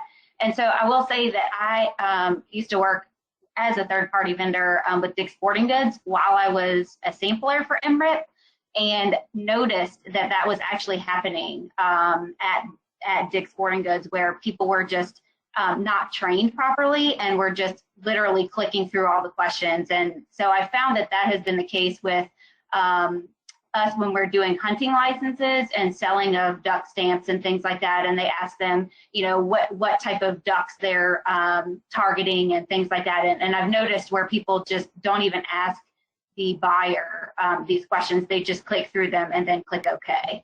So I think maybe for future, for people that maybe want to do this type of project in the future, to consider maybe extending some training or some kind of like pamphlet or something that maybe needs to be submitted to these third-party vendors like once a month or, once every couple months or something that lets people know, hey, just be aware that this information is super critical in some of these programs that we're doing. Just a thought. Yeah, no, that's great experience, Brandy. We miss you in Florida. Yeah. Yeah, I've seen the same thing happen where somebody who's a novice angler shows up at a Walmart or wherever, and they literally tell the person, give me everything you think I might need. And the person just goes through clicking everything, and they just buy it because they themselves are not knowledgeable enough to know what they might need or not. But anyway, Mel, you're next. Well, kind of piling on that same issue. And thanks, Bev. That was a great presentation, very impressive program. Yeah, you mentioned, I guess, is FWC considering adding a fee to kind of deal with what we were just talking about? In other words, folks would have to consciously, want to expend some money to sign up. And that was one. And then two, is the program, does it have consistent support and funding through FWC's normal budgetary process? In other words, you're not dependent on a grant or something, I would assume. Yeah, I can answer that question for you, and I'll defer to Jessica McCauley on the fee question. But yeah, we are very happy to report that we have long-term state support now for this program. Yeah, this is Jessica. I don't think that we have any intention at this time to try to get a fee in now that we have this long-term state support in place and what I'll call correction factors for various things that Beverly mentioned. Thanks. Yeah, so you may just have that issue with folks being signed up a little bit and have to deal with it. Bev, do you think that you're going to have to do periodic reevaluations of the correction factor, or do you think that human behavior is stable enough that you don't have to do it with any great frequency?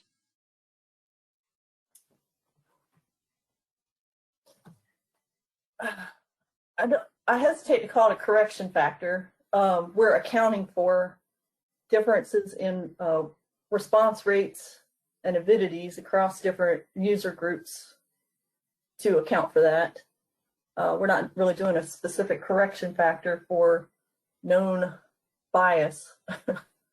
I mean, I think we are interested in maybe rerunning that Avidity survey again now that we've expanded statewide, because I have a feeling it's going to be a lot less than 60% oversubscription now that we've expanded this statewide, just because a lot of those people who are signed up probably do participate in reef fishing on the Atlantic coast now or the Keys. So they wouldn't necessarily be oversubscriptions now. So yeah, that's something we want to look at again now that we've expanded statewide, and I'm hoping that it will be an improvement now that the survey is more salient to both coasts, that that's less of an issue.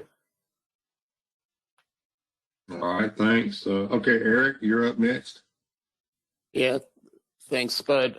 Thanks, Bev. It's a really good presentation, very thorough, and hits in a lot of the details. So one detail I wanted to ask about, and I don't even know the answer to this, obviously that's why I'm asking, is do we have any data to sort of suggest whether private boats operating from public launches versus private docks, do they operate differently? Do they operate similar? Has anybody tried to sort of look at the data from those two sort of sectors, so to speak? What do you mean operate differently? Well, do they tend to expend more effort? Do they have a higher catch rate? Do they any of that sort of stuff? Yeah, that's a good question. Tiffany, who's on this call, has been looking at that. I didn't mention it, but on the front page of the questionnaire, we ask whether they left from a what type of location they depart from for the majority of their trips, whether it's a private dock or a public access point.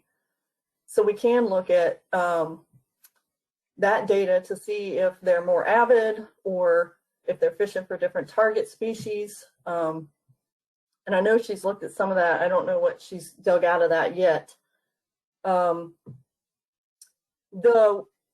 The other thing you touched on that I thought this is where you were going with your question is the only information we use in our effort estimate from the intercept survey is that ratio of how many people are signed up for this state reef fish angler designation versus not.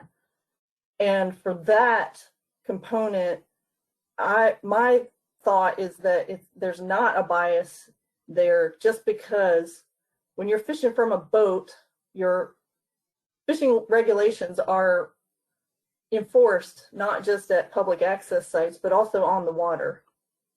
So there is a deterrence there for doing something that is against a regulatory requirement if you're fishing from a boat, because you could be pulled over at any time on the water and checked for your license and your designation.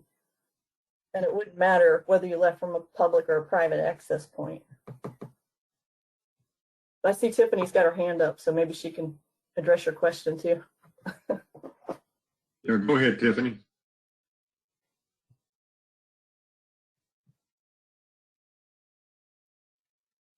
Yeah, go ahead, Tiffany. Okay, I'm unmuted. Sorry, I had like 3 different places to unmute myself. So through the effort survey, we have been working through actually geocoding addresses, and that allows us to identify who lives on a waterway access and who does not. And then we can layer on top of that data which households have a registered boat and which ones do not. So we can then flag those individuals in the effort survey and see how they respond, if they respond differently. Do they have different response rates to the survey? Do they take more trips? Do they report fishing for reef fish differently than others? So that's something that we can definitely do, and we are currently working toward with the effort survey. Now for the catch part, that's a little more problematic because we can't go to individual houses very easily and look at what they caught and verify lengths and weights and stuff. And so I've been kicking around ideas about having little focus groups or identifying anglers that would be interested in participating. And that's something I think that's a little bit further down the road, but it's something that I'm very much interested in exploring. Thanks, Tiffany. I think I can just give you a little perspective on that from the state of Georgia. We obviously have the highest tidal amplitude in the South Atlantic. So, twice a day we've got 6 to 9 foot tides, and oftentimes, depending on whether we have an astronomical tides or not, some of our boat ramps are very difficult to use, and people who have the means to keep their boats at their private docks, either on boat lifts or whatever, can oftentimes fish more easily, and they have larger boats. And so I would say, probably in our fishing community, we've got probably have a difference in terms of how private dock-based boats fish as regards to those that launch at ramps. It may not be significant enough to alter results of fish and effort surveys, but I think behaviorally those folks have an investment and they have an easier ability to access the water than going to a boat ramp when it may not necessarily be usable. But Jeff, you're up next. Great, thank you, Spud. And for Bev, again, impressive work by the state of Florida and presentation, but I appreciate the ongoing work slide near the end and looking for continued improvements. But kind of as thinking regionally for the work group here, what aspects of SURFs are kind of the most important for scaling across jurisdictions?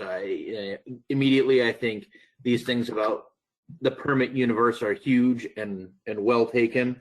You're looking into kind of the inlet approach versus the mail survey, but to help me and maybe others focus, what are the kind of your high points that would scale regionally?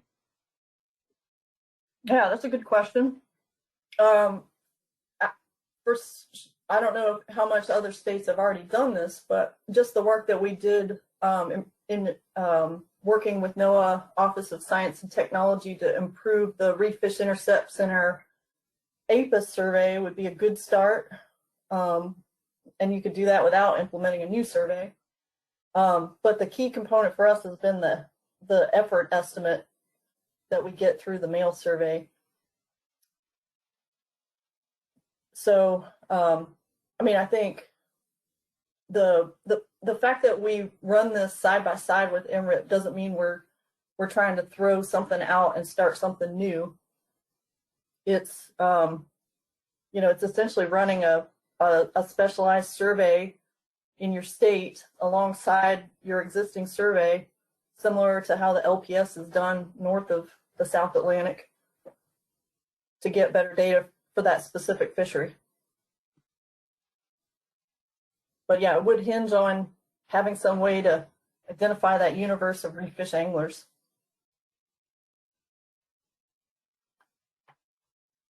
Thanks. Okay, Louise. Thank you, Mr. Chairman. And Bev basically just said part of what I was going to say. Jeff's point, which I think is very important, you know, for us to keep in mind this regional perspective and what we are trying to accomplish in terms of helping the council working with the states and all the other partners in achieving the best estimates for some of these difficult to sample species. And there's different ways to do this. And I just wanted to point out, you know, Bev already said this, but I wanted to reinforce the fact that SURFS was designed to be supplemental to Emirate, not to replace it. So it's something like, you know, it's, if you think about it, it's sort of like adding different modules that can be added on top of the basic to sort of enhance the capability towards a specific fisheries, part of the fisheries, that is not showing up enough in the general survey, which is a generalized, simple random sampling based design for that general survey, right? For some of the reef fisheries, we don't see as many of the samples being captured by the general Emirate. So the idea is to add this module on top of it that ideally would be set up in a way that it ties up well and supplements Emirate. So just something like to keep in mind, because as we discussed this, you know, from the very beginning, our discussion, you know, Spud brought up that issue of, you know, the role of states versus the role of the feds, and, you know, us trying to develop something that from the get-go has this mindset of being integrated and interactive, you know, to enhance and take advantage of all the different data sources. Thanks, Louise. I think that's an important way of looking at this. Is we're not creating a whole new survey. It's how to improve existing surveys. And I think one of the things that we all have to grapple with is, you know, the availability of resources, of time, people, and money to put towards it, and you know, dealing with the folks who ultimately make the decisions as to whether to change the status quo in terms of how we require people who fish in saltwater to be licensed or permitted. But that's good food for thought, and a lot of hard work has been done in the state of Florida that we can use when we consider whether we need to expand this. So at this point, if there's not any further questions for Bev or comments, I suggest that we take a a biological break until 3 o'clock. So if everybody's fine with that, then we'll just come back at 3 and we'll start up with our next agenda item, which is an update on the Emirate Rare Event Estimation Workgroup.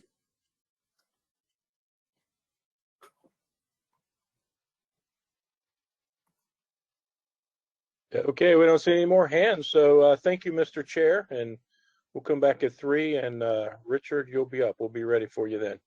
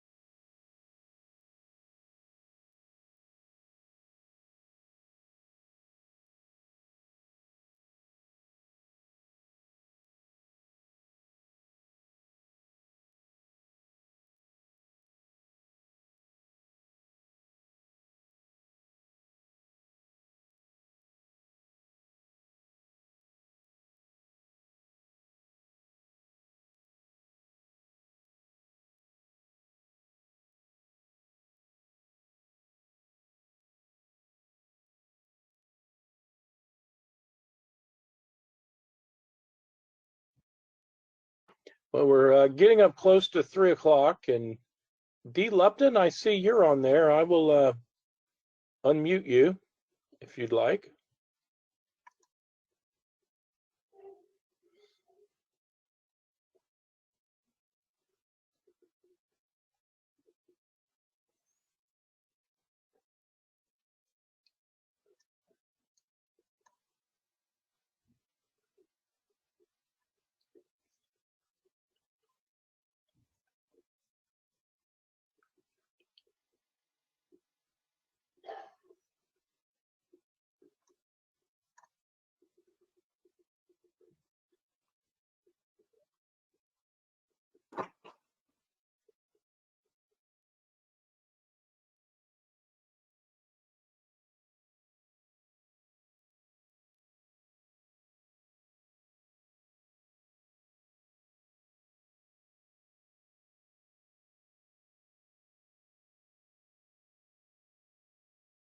Steve, this is Myra. I see you've just joined us. I'm going to go ahead and unmute you on our end too.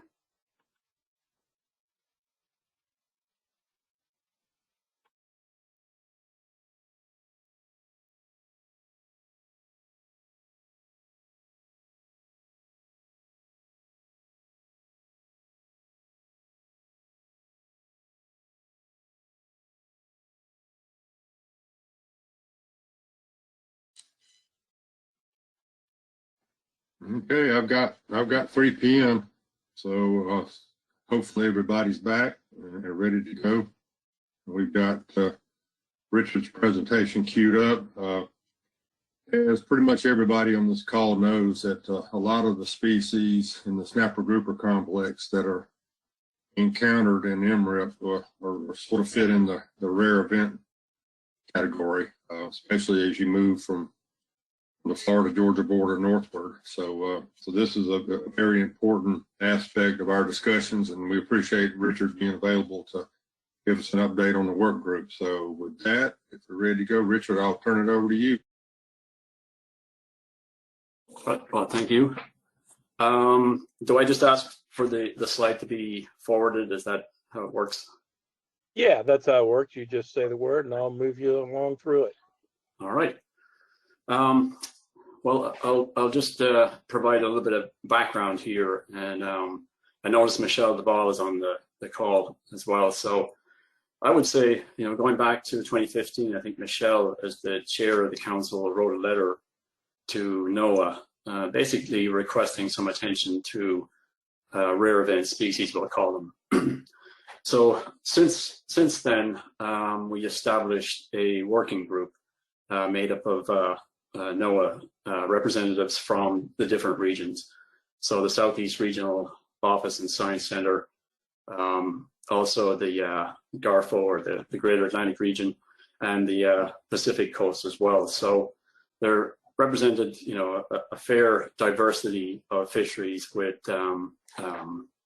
estimation needs related to rare event species or species that are infrequently encountered in the surveys.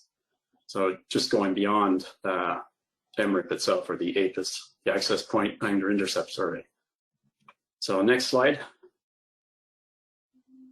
And I'll have to say that most of what I'm presenting today is really just a summary of what Jean's report has.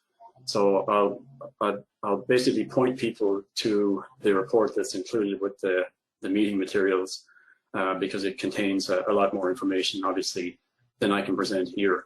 The other aspect of this, and Michelle can attest to it, is it's basically the same presentation Jean gave to the National Academies a few weeks back. So I'm borrowing heavily from Jean's presentation there to the data management panel. And so I would say that, just as a disclaimer here as well, that the work that I'm presenting here today really is just a part of what we're working at, or looking at right now. And it represents some of the work that Jean and others have been involved in, as far as potential alternative estimation methods. So next slide. So, as I said, I'm borrowing from Jean's presentation, and we have worked with this group of consultants for a great many years at this point, since the inception of Emirate. And as Bev pointed out, those consultants have been involved in providing guidance and recommendations at the state level for supplemental surveys as well.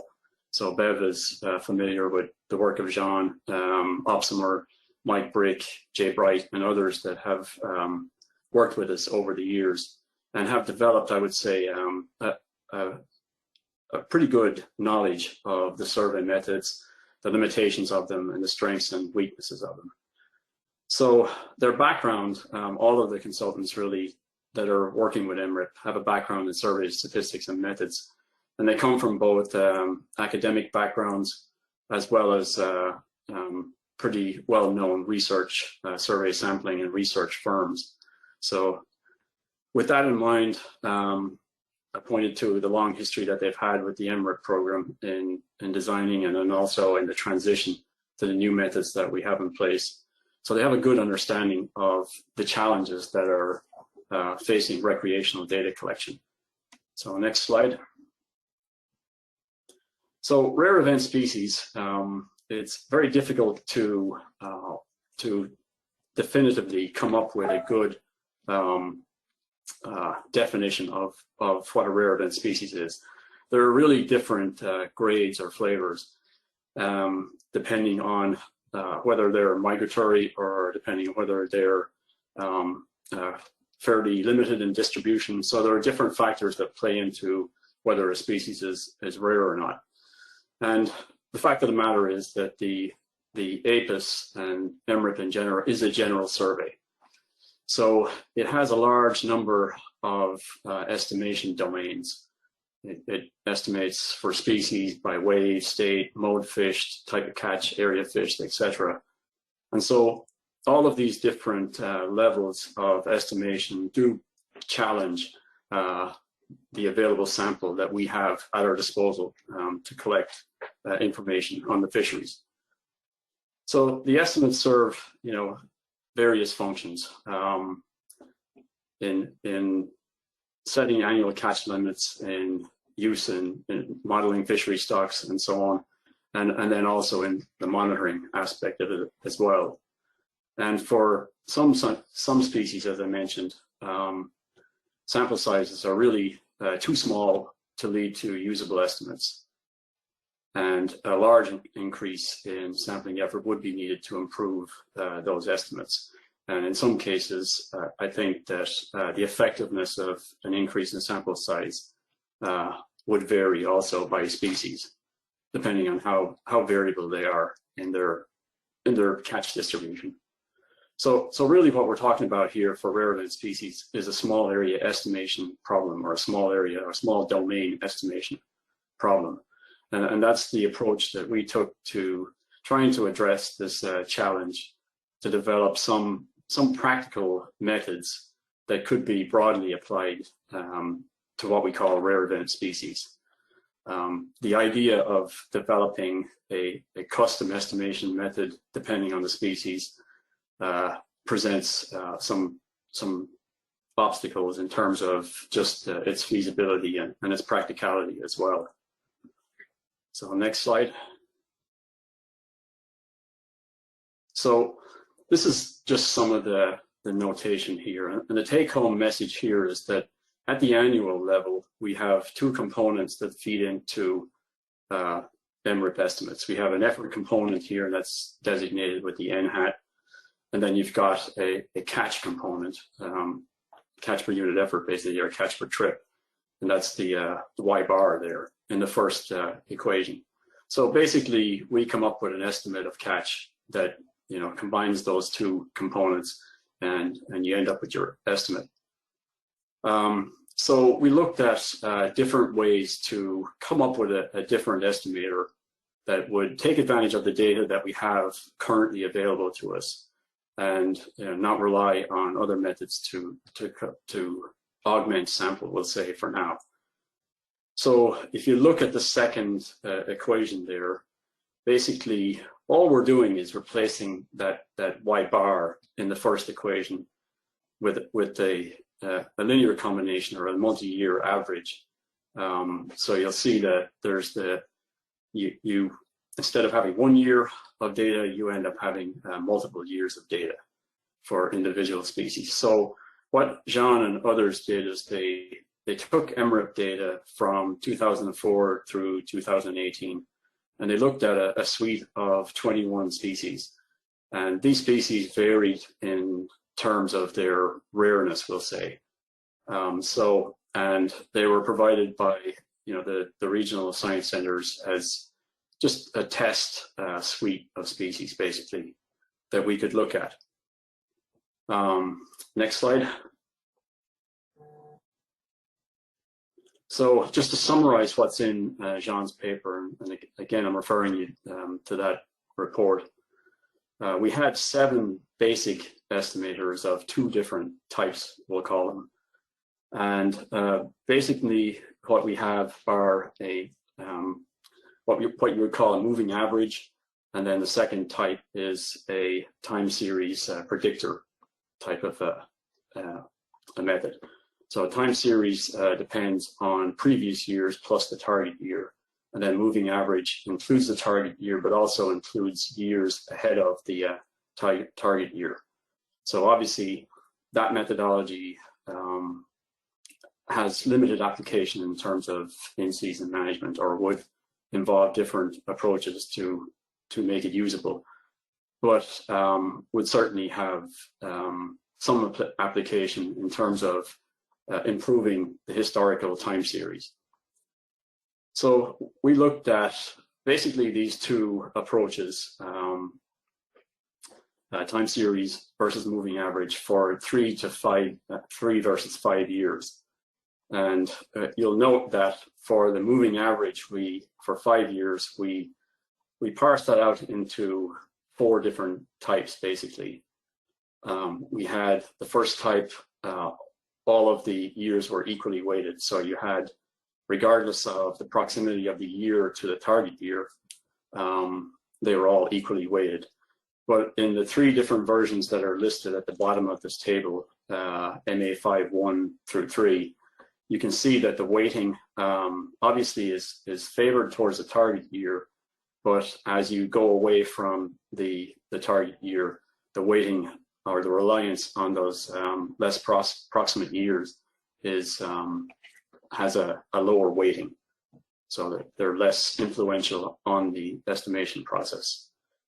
So at the top there, we have the original estimator, and obviously you have 1 year there, so the weighting is 1 for that target year. With the time series, the 3 year, you have a weighting of 1/3 for each year, and then for the general time series 5 year, you also have a 1/5 or 1/5 weighting for those. So that table there explains the different methods that we looked at. And so as I mentioned, Jean looked at 21 different species. And if I could have the next slide, please. So 2 things that he did was he looked at basically 2 different measures that he could use to evaluate these different estimators. The first one really is the coefficient of variation, and that's based on linearized or replicated variance. So there are methods readily available through R and through SAS that can be applied fairly easily without a lot of manipulation of data to come up with a CV for that. One point I will make is that the CV is a direct measure of variability. As far as a bias measure is concerned, what Jean looked at there was the number of times that a synthetic estimator fell outside the 95% confidence interval of the original estimator. So that's another measure that can be used as an indirect measure of bias. So obviously, you'd want to use MSC here instead of this eventually, since it captures both bias and variance. But for the purposes of comparing the different methods, these two performance metrics, we'll call them, work pretty well.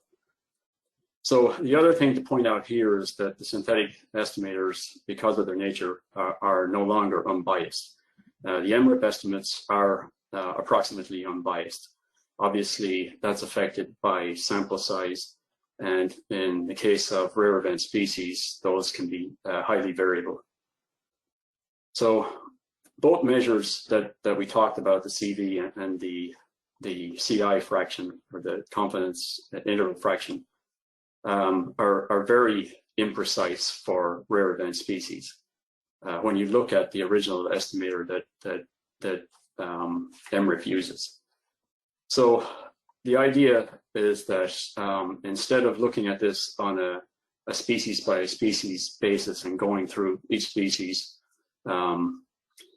individually, what Jean did to get an idea of which were the most, we'll say, effective methods, he combined the species information. So basically took all the species that were looked at, 21 species, and all of the years, and combined them together to come up with a ratio of these two variables, so you could plot them on a graph. So next slide. And I apologize for this graph, but what we're looking at here, if you look at the top right-hand corner, that's the original estimator. And what you have on the vertical axis is the CV values. So obviously higher values are more imprecise. And then on the bottom axis, you have the CI fraction. And obviously if it's the original estimator, it's going to be 1. So that's going to fall out at the very top of the graph, top right-hand corner of the graph. And you'll see a cluster of all the other methods really towards the origin of the graph. And what this indicates really is that there's an improvement basically to both the CV and the CI fraction when you apply these methods to the estimation. And next slide. And it's hard to see here, but I've summarized what's on the slide really right beside it. So we removed the original estimator to kind of just change the scale a little bit so you could compare the different methods. And the take home here really is, and you'd expect this, is that the 5-year moving averages and time series are better than the 3-year sets of data.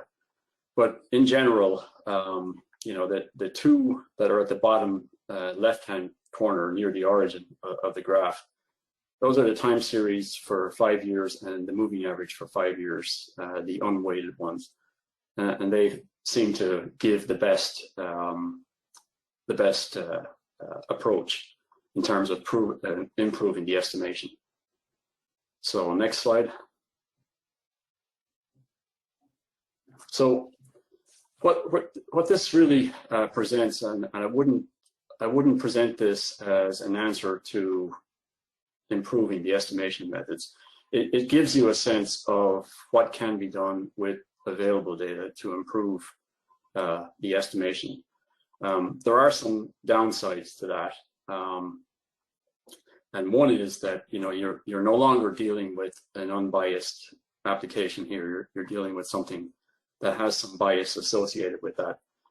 But if you look at mean squared error as a metric there, you can get a flavor for the improvements in terms of bias and variance as well in the estimates that you have. So perhaps the improvements to those metrics of variance and bias might be counterbalanced by that that going from an unbiased method to a biased method. The other thing I point out is that the methods that we looked at, we carefully chose because we wanted something that was simple to implement and could be broadly applicable and fairly transparent in terms of it its use or its application. The tendency is that if you have a very complicated way to change the way estimates are done, it tends to be viewed as somewhat of a black box and is poorly understood in general. So this method is fairly straightforward. It really just replaces the current estimator with a linear combination of years as far as the catch component is concerned. So it's not a huge change overall to the way the estimation is done. So, and then the other advantage of this is that, you know, for rare event species, some years there is the tendency for zero catch to be reported or to be intercepted. So you end up with a zero, you know, for maybe a couple of years in a row, and then a spike. And neither estimate is particularly attractive to managers or useful to managers. Using the moving average or the time series predictor approaches basically means that those 0 years are informative and can be used. So they do inform the ultimate estimate that you provide. I think I have one more slide. So considerations for moving forward. As I mentioned, this is, you know, it's not meant to be an exhaustive analysis in any way. And we pointed out that, you know, you can differentially weight different years. So, you know, you can play around with that quite a bit and come up with just an endless number of combinations of different weights, depending on, you know, the species that you might want to look at. So there is the danger here that what we would have is, we'll say, a menu of different estimation approaches. And I think there would be pressure in that situation to choose one over another, depending on the outcome of that estimation process. So that's something that I think is something we should be aware of, that, you know, having a number of different methods at your disposal means that there will be at least pressure to look at all of them. And justifying one method over another may not be that simple. And if you look back at John's paper, the tables that he provides that show the CVs and the CI fractions give you a good sense of the amount of variability that exists among species. I would say that there's no one method really that is perfect for all species. So in other words, there's no best method in terms of every species that's out there with estimation issues. But there may be some that are generally applicable, and I think it would be important to, you know, consider the pros and cons of whatever method is chosen. So in the considerations here, I kind of alluded to this already, but there are implications for the applications of the methods. I think it would require some standards for the application, some consistency in the way the methods are applied in terms of their comparability and the rationale for choosing one method over another. The other thing to keep in mind is that you're balancing a variance, we'll say an improvement to the precision of the estimate versus introducing bias to the methods. So that's also something that has to be kept in mind. That bias may vary by species and, you know, situation basically. And then as far as what we plan to do going forward is we're going to look at a little bit closer at these methods, obviously, to see if there are any characteristics among the moving averages versus the time series approaches in terms of their general application that we can use to characterize their behavior. And then also what we'd like to do is look at a bit more sophisticated approaches, such as modeling, that could be used or could be applied to improve estimates also. I mean, the application of more complex methods, I do have some concerns there because, you know, it can present some challenges in terms of their accessibility to a fishery in terms of their use for in-season management or any other purpose. And then I think that's about it. I mean, we'd be happy to provide updates to the council as warranted on the work of the Rare Event Species Working Group. Thank you, Richard. That's that's an interesting, vexing problem we have, and you know, I think, you know, we're striving to improve data collection, but I think for some species that that are encountered, they may never move out of the realm of what constitutes rare event, just because of their low levels of abundance in the complex of species. But we appreciate that. Are there any questions for Richard?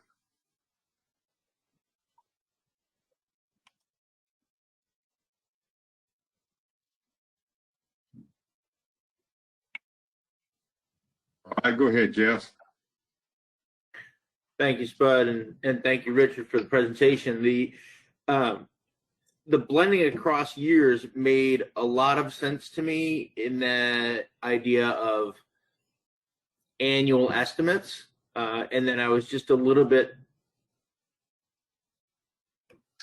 I don't want to say taken aback, but maybe confused when you mentioned the within season monitoring piece near the end. And so can you kind of elaborate on how you envision this working out in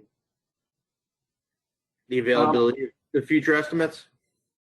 Yeah, I mean, there is a challenge there because we're dealing here with annual estimates. So, you know, you're talking about basically information that would be available after the end of the season. There are some other options that may be available in terms of if you jump down to the wave level and produce some preliminary estimates before the end of the year or before the annual estimates would be available. But again, that would take you know, a change in resolution in terms of how you're doing it, and that's where I think the modeling methods would be useful. And you know, Bev pointed to some of the modeling approaches that they're using for that general purpose in the Gulf. So hopefully that answered your question, or at least confused you enough so you don't ask another question. I think you're safe for now. Yeah. All right.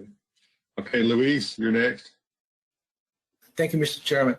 Richard, thank you for the presentation. First, can you give us an idea?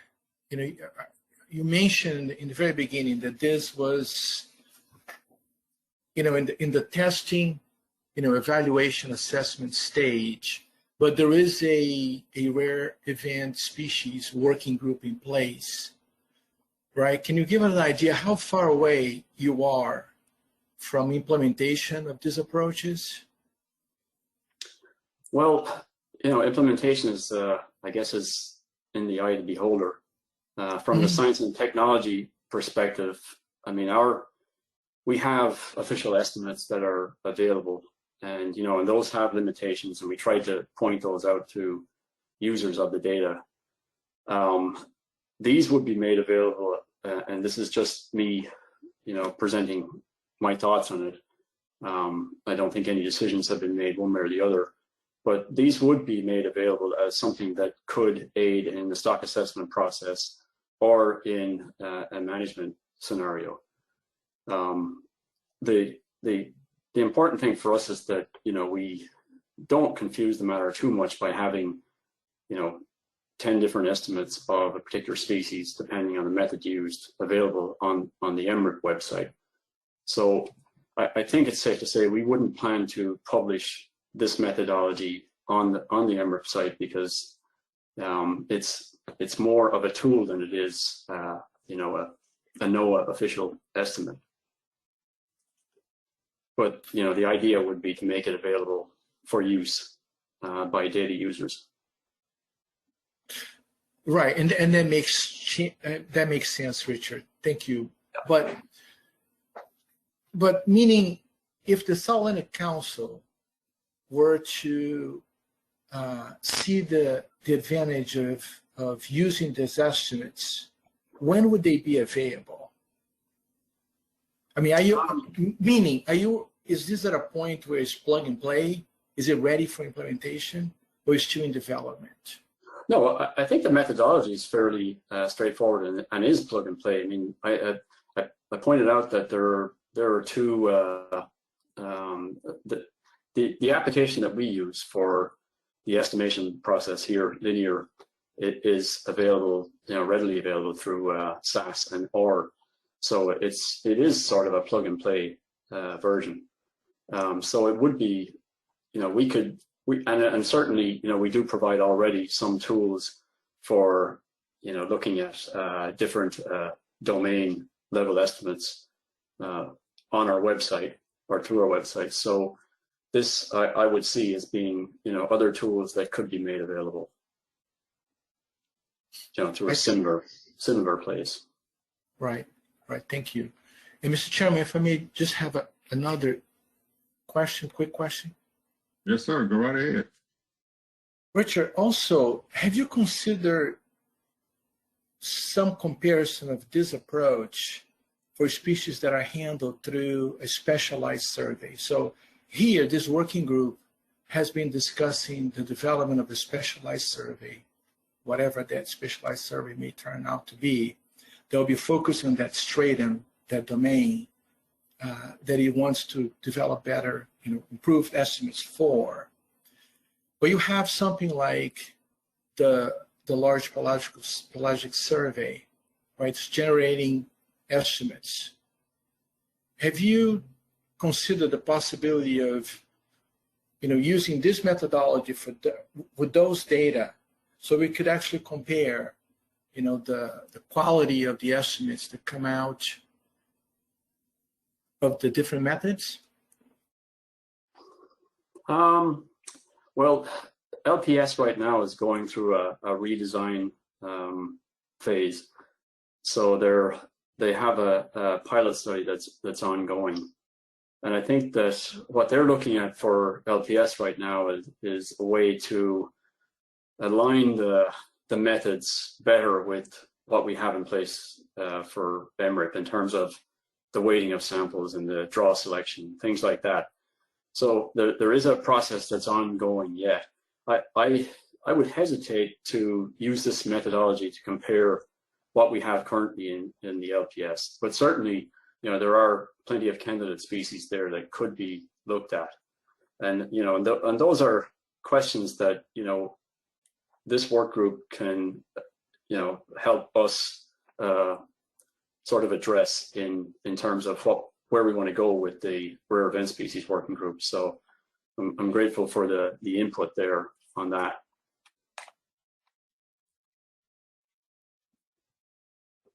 Are you good, Luis? I am. Thank you, Mr. Chairman. Thank you, Richard. Sure. All right, Michelle Stranger, welcome. Good afternoon, Mr. Chairman, and thank you very much for letting me ask a question. And thank you, Richard, for the presentation. You knew I was going to have to raise my hand after being called out as a bit of a troublemaker here. So, but appreciate the opportunity. Jeff White stole one of my questions, which was, some elaboration on the in-season management component. And I guess maybe my second question is parallels one of Luis's somewhat with regard to implementation of these methods. And so is there, I guess maybe this has to do more with, communication of these methods and, I guess specifically the two that are mentioned in the report, and how to get the word out in terms of the ability for councils to be able to use these approaches. So, for example, would you envision perhaps, going back to like the South Atlantic Council's SSC to, update them on the use of this approach and how it could be implemented for use in, stock assessments for at least a couple of the, the species that were under investigation, for this study, like snowy grouper or blue line tilefish. Is there, do you have members of your working group, or is there any communication with folks at the regional offices or the science centers who are involved in, ACL monitoring, for example? And I'm thinking about even, triggering of sort of post-season accountability measures and use of these approaches for determining whether or not some of those accountability measures really do need to be triggered. I think that's the challenge that, councils have faced with some of these rare event species, particularly in areas where there is no in-season accountability measure necessarily, but, the post-season accountability measures could, certainly have a significant impact on, fishing activities in the future. So, just kind of bringing it back to how do you get the word out, or how do you see implementation and basically using these methods proceeding? Thanks. Yeah, I mean, that's a very good question, and it does. I think that the Office of Science and Technology tends to develop methods, implement them in some cases, and then present them and step back and let management take over. So I think we would certainly hope at this point, and we started the process of presenting the methods, and they do have their limitations, obviously, but I think that the next step for us will be to present it on a more broad level at the regional level to the SSCs. And we do have some SSC members, NOAA participants and SSCs on the working group from the South Atlantic, Eric's there, and then also from the other regions as well. So I think our next step would be, we have a few tools at our disposal. How best would it be to introduce these? There are some considerations there. Would it involve, sensitivity runs on stock assessments, or is there another process that might be more viable in terms of just getting it out there and available for use?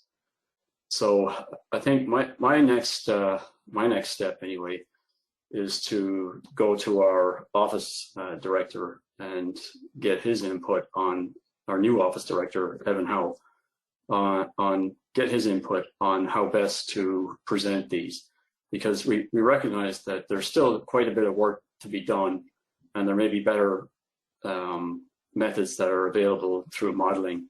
But again, there's still some work to do in terms of how to present these. We just rolled out our standards, our data and survey standards for Emirate, and so there may be a place in there where we can roll out methods to and provide some guidance on the use of the methods. So at this point, there are some other considerations, but I would say my next step is to go to our office director and get his input on how best to proceed. Okay, Eric, you next. Yeah, thanks, Bud. Richard, so I think, everybody's raising the issue of, how quickly can we start using these estimates and when will they be rolled out? One thing I would caution, and again, this is just me speaking, sort of, if I were running Emirate, one of the concerns I would have is the analysis that was done is just your straightforward bias variance trade-off. In other words, that's from basic statistics of averaging numbers. But the thing I'd want to know, which I think you have the information to do, but it's going to take more in-depth analysis, is to what degree are rare event species biased because they're rare event in the survey. I know in theory the survey is unbiased, but you have the data to take, say, a data-rich species and subsample it in such a way to mimic some of these rare event species, and then look at the behavior of the estimators when you do sort of a subsampling process, and also then once again test these moving average methods and time series methods with better known data. Because what we're really comparing this against is you're just averaging and assuming that the original estimates are unbiased, and that's I'm concerned that the actual estimates, because they're rare event, have some properties that we don't fully understand. And I wonder if looking at more data-rich species and subsampling them could help to sort of basically alleviate my concerns there on that front. Yeah, Eric, that's a very good point. I mean, and that was one of the reasons we chose, you know, a suite of species of varying levels of encounter rates for the survey. I mean, we know that there are sampling issues with rare events that reduce the effectiveness of the current survey, and you know, having an approximately unbiased method at one level doesn't necessarily translate into something that's not biased at a low level of sampling, which I think is happening, you know, for some of the rare event species in particular. But you're right, we do have at least the start of available data, let's say, on some species, so we can compare between the different levels of rareness, and probably, you know, try to tease that apart. I think that it's going to take a little bit more than just the two metrics that we have currently. It may take a little bit more characterization of those species, and in terms of their regional distribution, their temporal distribution, and so on, to get a better sense of that. So I think, you know, anything that we would present, and I go to pretty good length to provide a disclaimer with the study that was done, in that, you know, I think it's really just the first step. The general application of the methodology is, you know, it does improve the estimates, but like you said, we don't know an awful lot about the behavior of those rare event species in general. All right, thanks. John Carmichael, I see your hand raised. Yeah, thank you, Spud. And this may end up more of a comment than perhaps a question, but, you know, Richard, I'm thinking of, as you mentioned, that, you know, S&T has looked into this, developed some methods. How they get used is sort of handled by other shops along the way.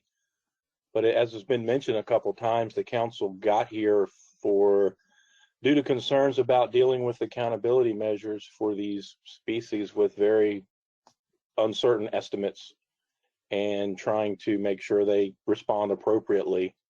And it's certainly, you know, while a 5-year or 10-year average that gives me an estimate 3 to 5 years back in time may be statistically sound, it's going to be interesting to see how that may play out in the council realm if they were to say, okay, we believe that's the best estimator. The SSC supports that. The council uses that for an accountability measure, and you've got to wait 5, 6 years if you got to wait to get the data before you can have your reliable estimator of what happened. Certainly going to make accountability measure application very difficult. So I would hope that the working group continues and comes up with some ways that provide us something that's improved and still a little more timely. Well, John, the estimates that use the time series, basically they are going back in time. So you have your target year, which is the year that you're interested in, but you're using the previous 2 or 4 years to add to that and get an average. So, you know, and that would go back in time throughout the time series. So you're not waiting, 5 years for the the accountability measure or for the application of the estimation. Okay, that's good. I might have misunderstood that table then. Yeah. Well, it's probably the way I presented it anyway. Thanks, John. That was a good question. I had the same confusion, I guess, as the applicability of it. Richard, I guess I'm going to ask you a loaded question, and that is if all the states in the South Atlantic region were to implement the same methodology that Florida is using in their state reef fish survey, would it reduce the rare eventedness of some of the species that we're concerned about? Well, I can't speak to the ability of the states to do that, but I mean, just by the increase in sample size alone, you would expect an improvement in precision. But I don't want to be interpreted here as endorsing a methodology to apply to different states. That's really not the role of science and tech. I mean, we're here to try to provide some guidance on methods and approaches, rather than make those kinds of decisions. Yeah, I know it's a non-answer, but well, I'm certainly not trying to put you in an awkward position, but I think one of the things that with this work group and ultimately folks at the state level are going to have to grapple with is the cost-benefit ratios of changing the status quo. And if we do something, like Florida has done in Georgia, South Carolina, and North Carolina, what are the aggregate benefits we're going to see out of it? Are we going to truly see an improvement in the quality of the data that we have across the board for species that are not rare event species, but also would it actually improve our ability to have reliable information and estimates on rare event species? So I guess that's kind of where I'm getting at. But Aaron, you may want to comment on that. Yeah, no, Spud, I'm right there with you on that line of thought. So maybe Richard can answer this question sort of in a general sense. What Florida was trying to do is they refined their effort estimation by sort of narrowing the universe of reef fish fishermen, but they also then supplemented the APIS sampling. In a general sense, do you think you could say whether improving effort estimation or adding more samples to the APIS, which one's going to get us our biggest bang for the buck in terms of improving catch estimates? That's a good question. And that depends too on the species. I would say, the way the APIS is structured, how the sample is allocated is important as well. Bev referred to the offshore stratum that's available now, which means that we can target some sample towards offshore reef fish type of fishing. So that, that would depend on, I think it would depend on the species and also the how the sample is distributed. I mean, there's always room for more improved sample size for the FES and the APIS, and the FES in particular, I would say. But I would hesitate to, pick one over the other. There are, there's accuracy versus precision questions there that have to be addressed as well. Do you get do you trade off if you pile all your sample into APIS versus if you distribute it between the two surveys? There's that aspect of it as well. I mean, right now we use a methodology to allocate sample optimally, based on the available sample that we have. And, that's the best you can do. Use recognized methods that will allocate your sample optimally. I don't know what else I can add to that at this point. But I will say, Bev and Luis pointed out, and others have pointed out too, that there are some lessons to be learned from the Gulf. And one of the things is having comparability between the estimates among states. I think that's going to be important. And I think there's some valuable lessons to be learned from the Gulf in the challenges there in having different methodologies applied at the state level. Thank you, Richard. All right, Louise, your ex. Thank you, Mr. Chairman. And yes, Richard, spot on. I mean, I think that, you know, the issue here, and from the very beginning, this discussion, right, we pointed out, I mean, if this is seen as a state by state or state only initiative, I'm not sure where it's going to end up, right? This is why it's so important to have this discussion integrated in a way. And we have Jeff White here from ACCSP, you know, and our Emirate regional implementation plan, and having you guys, the Emirate, you know, program and the Office of Science and Technology, the Council, Science Center, Regional Office, and all the states involved in this discussion, so we can generate something that actually transcends just that individual sort of approach. And I don't know if John Carmichael can put a presentation there on the screen that I sent you earlier. Richard, this is that slide, remember, that you presented, and this is from, this specific presentation is from what Dave Envoys and John Foster presented to the SSC back in 2015, but you know this table well.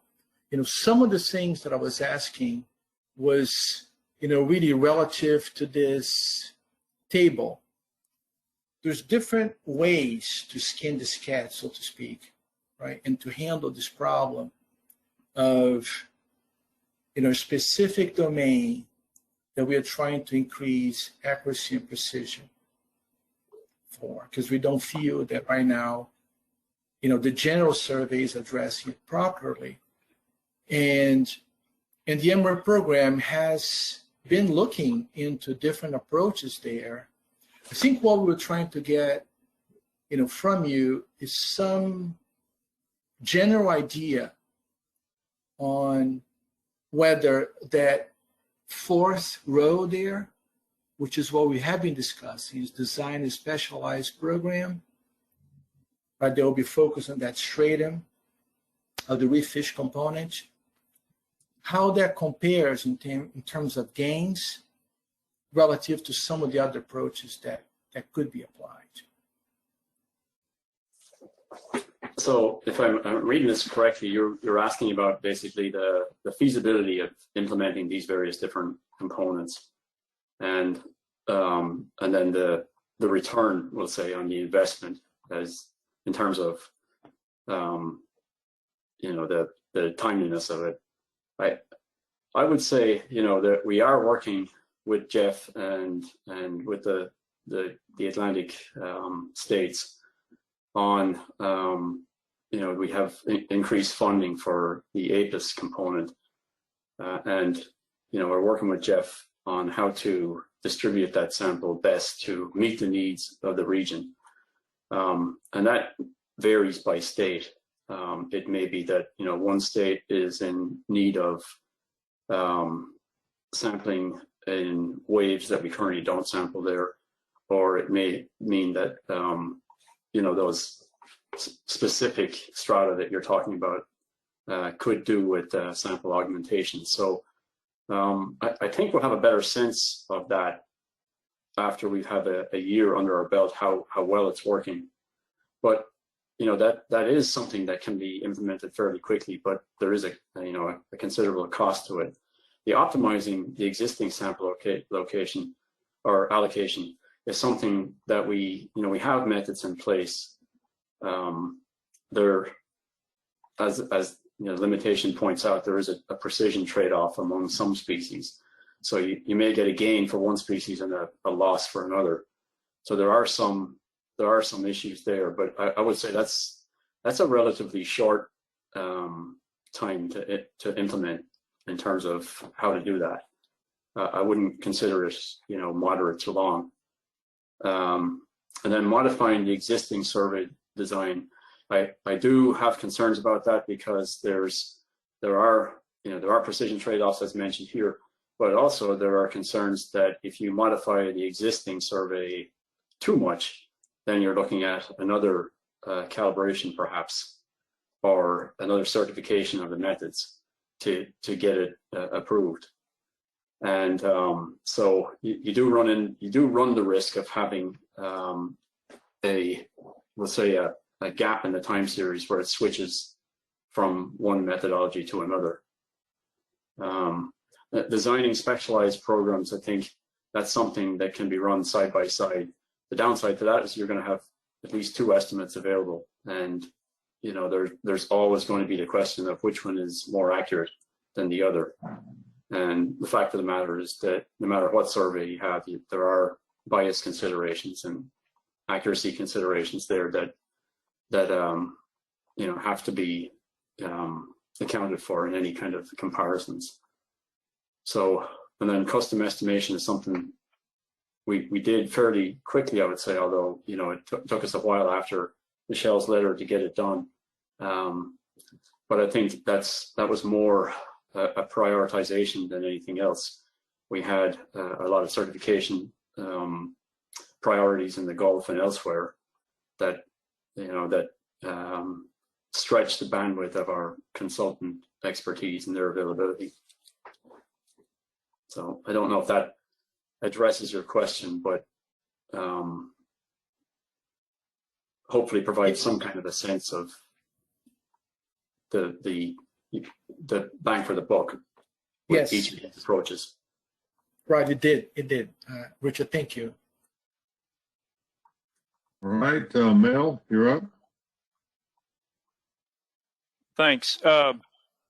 Yeah, before the table there and all, I had some thoughts, but I was kind of trying to step back and look at this at a little bit higher level and some of the things other people have said, and something Louise said earlier, kind of referring to kind of adding a module to the existing MRIP. I think that concept. So I think ultimately, if we, and again, to Bev's comment earlier about what are we using the data for? What is it we're trying to achieve? If we have specific improvements we would like to see in the data that we have available to us, improvements in accuracy, precision, timeliness, again, the things that maybe we'd like to be able to do better is deal with things like in-season closures and accountability measures and maybe feeding into stock assessments easier. So if you kind of identify those, but ultimately one option could be you have a module, we'll call it, that you kind of bring in for each of the states and connect it. And then the question, I guess, that we were kind of touching on a little bit ago with Richard is, what would that look like? And is what Florida doing now a particularly useful module related to rare event species? So those are that's one way of looking at this. And then I also agree with it. You don't want 5 disparate programs going on that are different and don't fit together. You'd like to be able to construct something in an ideal sense that would look similar in the from the different states' perspectives and fit nicely as a module into MRIP. That's sort of maybe the perfect world. And then once you've kind of defined what the module looks like that you want to add, and again with specific improvements in mind, then you've got to look at, okay, well, what are the moving parts of that module? What's it likely to cost and all? And then, as Richard said, each state would then have to be able to determine if they could afford that or would participate or how that would go. But that's just the way I was sort of envisioning this, is a concept of it at some point maybe identifying what an appropriate module to achieve improvements would look like for the states. And then after we got to talking about the last thing we were looking at there, and Richard had made a comment about, there might need to be individual tweaks from state to state depending on where weaknesses were or something. So that's, I think, just again, kind of a high level perspective. Ultimately, that's one way to go with this, is to look at it as a modular connection, if you will, with the states into MRIP, and what would that look like? What would be involved in that? You know, could the states accomplish that? You know, how would it be paid for? All those sorts of details. But anyway, I've heard a lot of good things. That's why I was just kind of trying to visually tie this all together in my head. But just wanted to throw that out, that just for general thought as we move forward with all this. Yeah, now this is Richard. I would just add to that. I think that's a good point. I mean, basically, I mean the Emirate surveys are, you know, they have a bit more flexibility in them than is currently shown. I think the concern is that, you know, that flexibility comes at a price. If you want to tweak it, you can tweak it, but then you have to, you know, think about things like calibration or transitioning from that tweak to another. Does it warrant a calibration, for instance, or can you just get by with continuing as usual and not worry about the time series? There are things that, you know, as I mentioned, there are lessons learned in the Gulf in terms of calibration is concerned, but I would say that, you know, there are flexibilities now in the surveys that weren't there previously. For instance, the use of tablets rather than than paper reports allows us to implement a change to the survey questionnaire much more quickly. There are still the usual bureaucratic hurdles to jump through in terms of Paperwork Reduction Act compliance and things like that we have to do at the federal level. But I think that, you know, that's something that it may be a little bit understated for Emirate in general.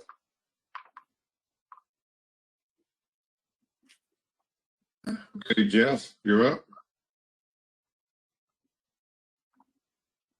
Thank you very much. And I guess before I go backwards, one of those design flexibilities that hasn't been recent that Emirate has done in APIS is making assignments kind of that fully mixed mode. So the ability to have an assignment drawn for charter, boat, or shore, but actually sample all three modes while you're on site was one thing that's implemented long ago.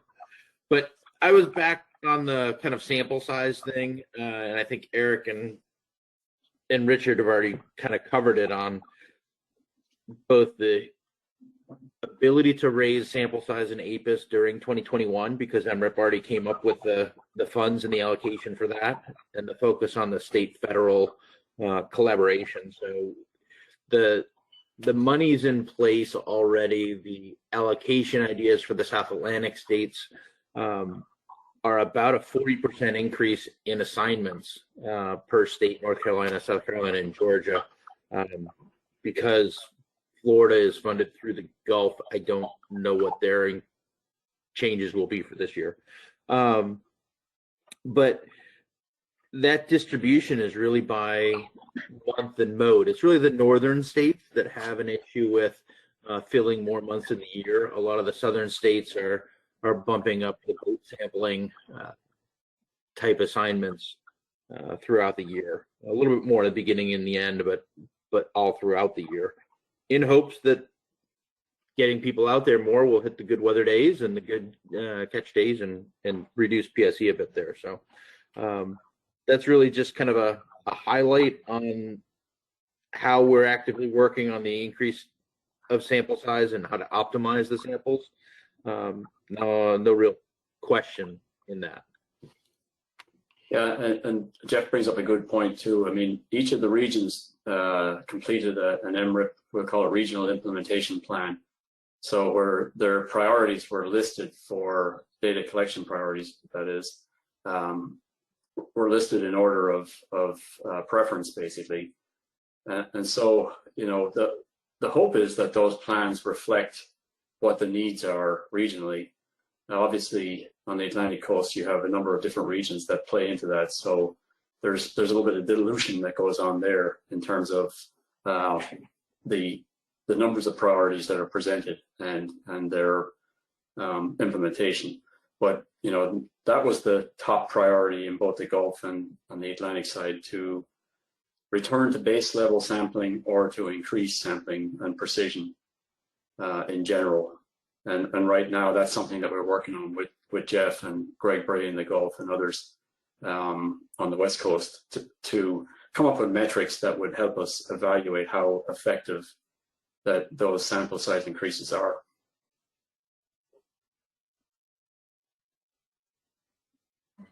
John, go ahead. Yeah, and I think to that, it sort of comes back to some of the discussion from Luis about the different methods from the SSC report 5 years ago, and Eric about the differences in APIS versus effort to make improvements. And I look at some of the species that we deal with here in the council that are rare, very rare species. Looked at tilefish recently, and I think the annual estimates don't meet the current standards for reliability for 18 of the last 20 years. So you have to start wondering, is it possible to, just by increasing sampling a little bit, to get there without doing some of the things that have been mentioned, like the module approach of Florida, trying to focus in on that universe of snapper grouper species, that specialized challenge that we face, because it just doesn't seem like across the board sampling is going to improve appreciably those estimates. Jeff, I recall back several years ago now, the ACCSP looked into what it would take to increase sampling on a number of species and get the PSEs to 30% or something. And as I recall, many of the species managed by the council were not even, didn't even make the cut to be considered for increased sampling, because the amount of increased sampling it would take was just so exorbitant. So the increased sampling is important and certainly appreciated, but I think we do have to consider some of the other things that have been put in here. And I think the direction Florida has laid of, trying to better define that group of people and do some type of focused sampling on the snapper grouper effort to improve that area of estimation.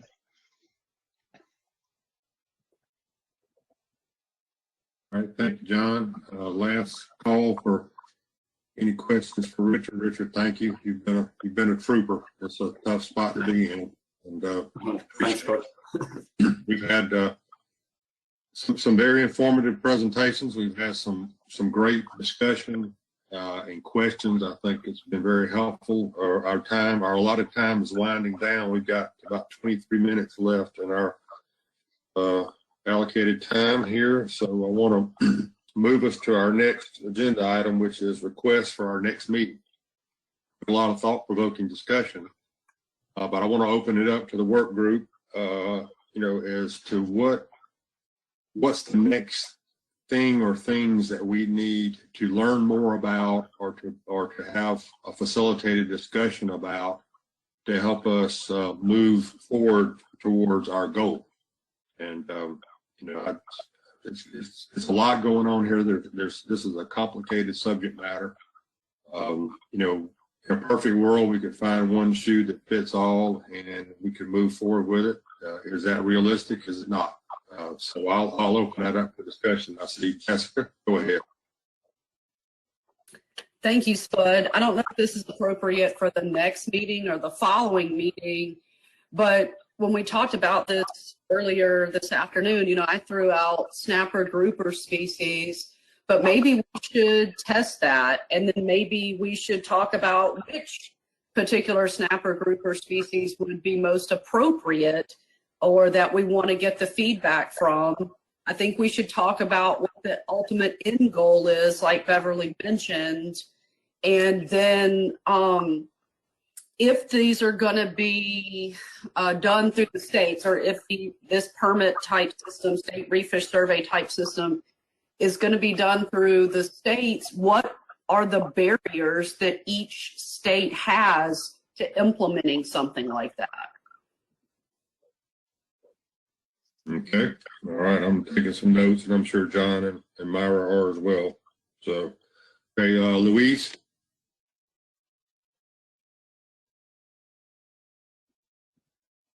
Yes, thank you, Mr. Chairman. And I think my thoughts are along the lines of what Jessica mentioned there as well. But going a bit further, I mean, I think it would be informative for us as a group to hear from different segments of our working group of what their perspective is on this issue. I mean, what are the problems that these different components of our working group are seeing, that needs to be resolved, right? So this would be, from the council perspective, the states, ACCSP,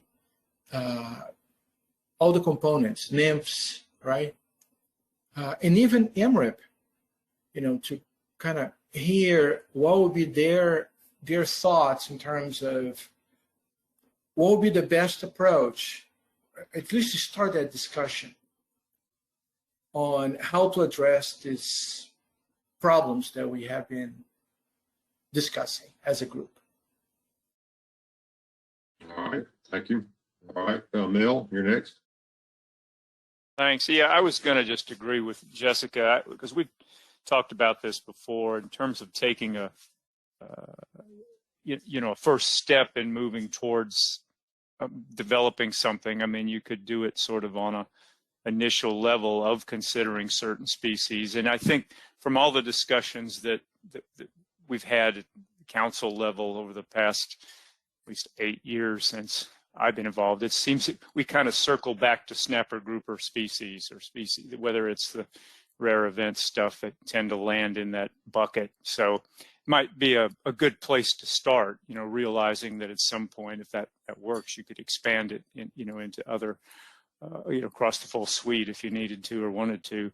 But there's some logic to maybe starting, in that arena. And I would also, as I mentioned earlier, agree with Jessica that once we kind of define some things that we would hopefully be able to move forward on, we will have to turn to each individual state and understand what the limitations are there for implementation, because some states have a commission and some states have a legislature, and anything that requires any authority outside of our little group here, is going to have to go through a process, and each state is different in the process they have to follow to achieve that.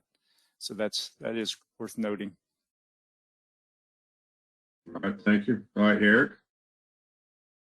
Yeah, thanks. I think I agree with Jessica too, and I also actually agree with Luis in having the different segments sort of report out at our next meeting. That might be a good exercise to sort of see where we all are. I mean, I certainly can report out on sort of the stock assessment angle on what we're concerned about with MRIP data or recreational data in general. But the one thing I did want to add into sort of the discussion points is this seems to be, we're already sort of leaning towards this sort of state additional solution or possible solution. I don't want to rule out the, what is the barrier, what are the possibilities of getting increased samples from the existing MRIP survey. In other words, this gets back to my question, what is the bang for the buck? If we could just increase the sample sizes, is that going to get us to a better place? Like John said, if tilefish, if we could just get, 50% more sampling, would that get tilefish to a level where we would be have more reliable estimates or not? All right, thanks, Eric. Okay, Jeff. Great, thank you, Mr. Chair. I certainly appreciate the ideas that are there, adding to the fund list here. It was brought up earlier that LPS, the Large Pelagic Survey, is under a bit of a redesign, and I don't know if this module approach has the idea of kind of extending LPS south, because that currently stops at the Virginia-North Carolina border, or taking kind of this Florida approach and extending that north. And so the thought process and the big differences that I see with their effort estimates, at least, LPS is a weekly phone call, and serves, as Bev noted to everyone, is clearly the monthly mail approach. But is there ability to get a presentation on where LPS is headed? Is that potentially going to go south as a methodology increase? A second idea for a presentation or a discussion would be to compare and contrast that kind of LPS versus the Florida State Refish Survey effort approach. And since I have the floor, I have one more thought in a different bullet. Go right ahead. Okay, and that would be, we've heard of mandatory federal permits like mid-Atlantic tilefish for private fishermen, as well as the HMS, the bluefin tuna reporting. And while we're not talking about that approach right here yet, what are the benefits of that approach? What are the limitations to data use for that kind of an approach? They're getting a lot of tilefish private reports being submitted, more than is sampled via Emirate, just because of the timing of that fishery. That may or may not be a useful tool to explore. So I think getting somebody who knows more about it than I do to lay it on the floor for the group would be useful. All right. Thank you, Jeff. Good suggestions. Richard, go ahead. Yeah, I just had a couple of things to follow up on there. I think that there's on Eric's suggestion earlier on about perhaps looking at in terms of rare event species, a modeling exercise would be to take a species that there is adequate data available for, and that we have current sample levels giving us the precision that we need, and degrade that down so that it essentially becomes a rare event species. I think there's some potential there. I know John Foster is working on imputation methods for our estimation for this coming year or this year, that fill in the gaps for data that's missing. So there may be some application of imputation methods there as well to fill in gaps for rare event species. I think it's probably less of an issue because they're usually more narrowly distributed. But anyway, that's something that I can look into and see if there's if we're doing anything currently as far as that's concerned, or if that's something that the consultants could pursue in a relatively short time period. The other thing, with respect to the Mid-Atlantic Council, we have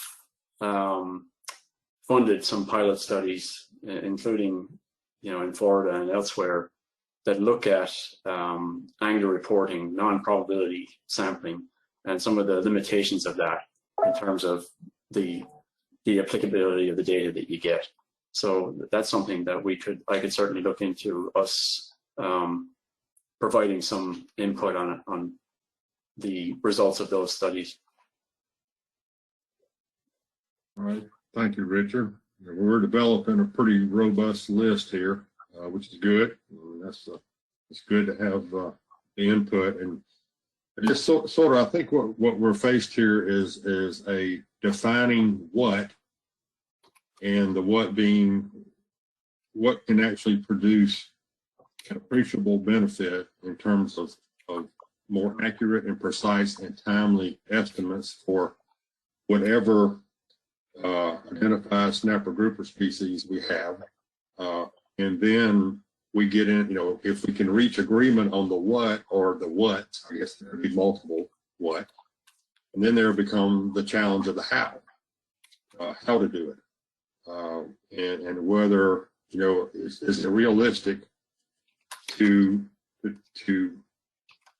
try to accomplish some sort of uniform application of this module across all the states so that we break down some of the barriers that have presented themselves and led to some of the issues perhaps in the Gulf. And probably at some point in our future meetings, it would be better for us to be informed about what has happened in the Gulf.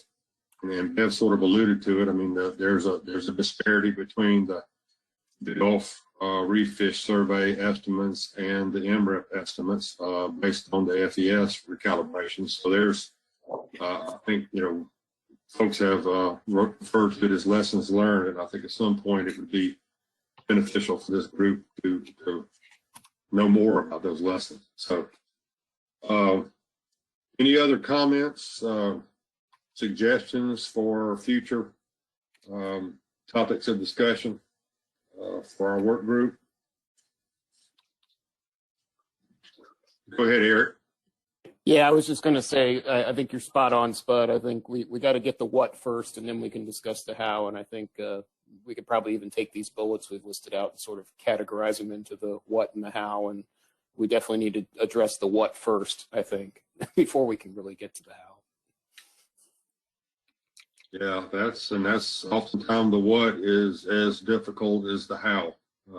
And since, you know, each state's going to deal with a different governance structure when it comes to implementing something, even if it is no cost or sort of self-subscribed, you know, each state will have you know, some different challenges. So all right, in terms of frequency of meetings, is there any strong feelings about that? I mean, we've got a self-imposed December 31 deadline for concluding our deliberations, and you know, maybe that's unrealistic. I don't know. I'd like to think we could conclude our deliberations by the end of the calendar year, but that, you know, might mean a pretty aggressive meeting schedule that's not realistic, given everybody else's demands on their time. So I'd just like a little feedback on that from folks.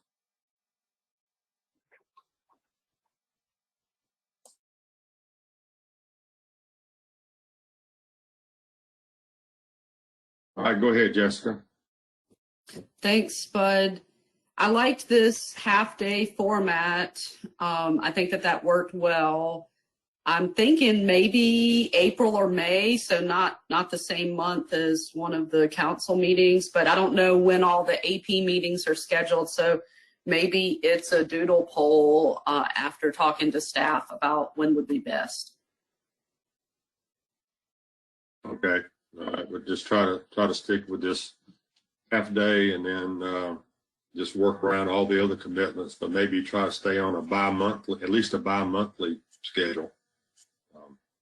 Any other thoughts on that? Strong opinions?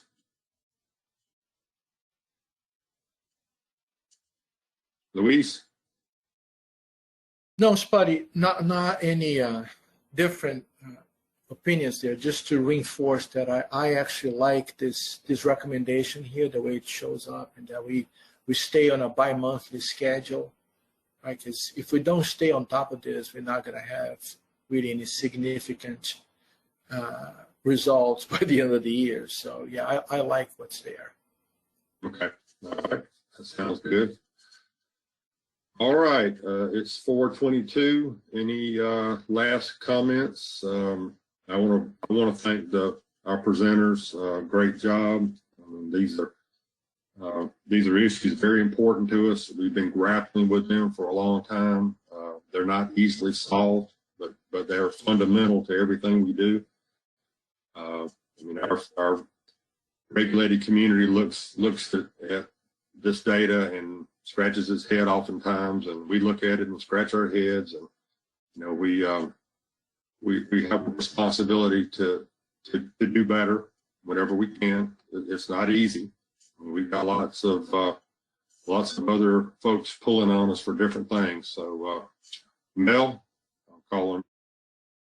Yeah, I was just going to wrap it up, Spud. I mean, thank you for taking this on as the chair, and again, I thank everybody for participating, and I do appreciate your commitment to it and the willingness to stick with it on a bi-monthly basis to help us meet our deadline. And as Spud just said, it's an important issue for us, and it's one I think we can accomplish through a team effort here, and do appreciate everybody contributing and being willing to participate. So thanks again. All right. Thank you, Mel. Okay. Well, we'll be working on an agenda for our next meeting, and we'll send out a draft agenda for the work group, get some feedback on, so we can make it the most productive time we have. So if there are not any other issues to come before the work group, I'll adjourn our meeting. And thanks everybody again. Thank you, Mr. Chair. Thanks, Spud. Yeah, thank you Yes, so much. thank you, Spud. Thanks, Bud. Thank you, our presenters, for all your hard work. We appreciate that. You're welcome. Thank you very much.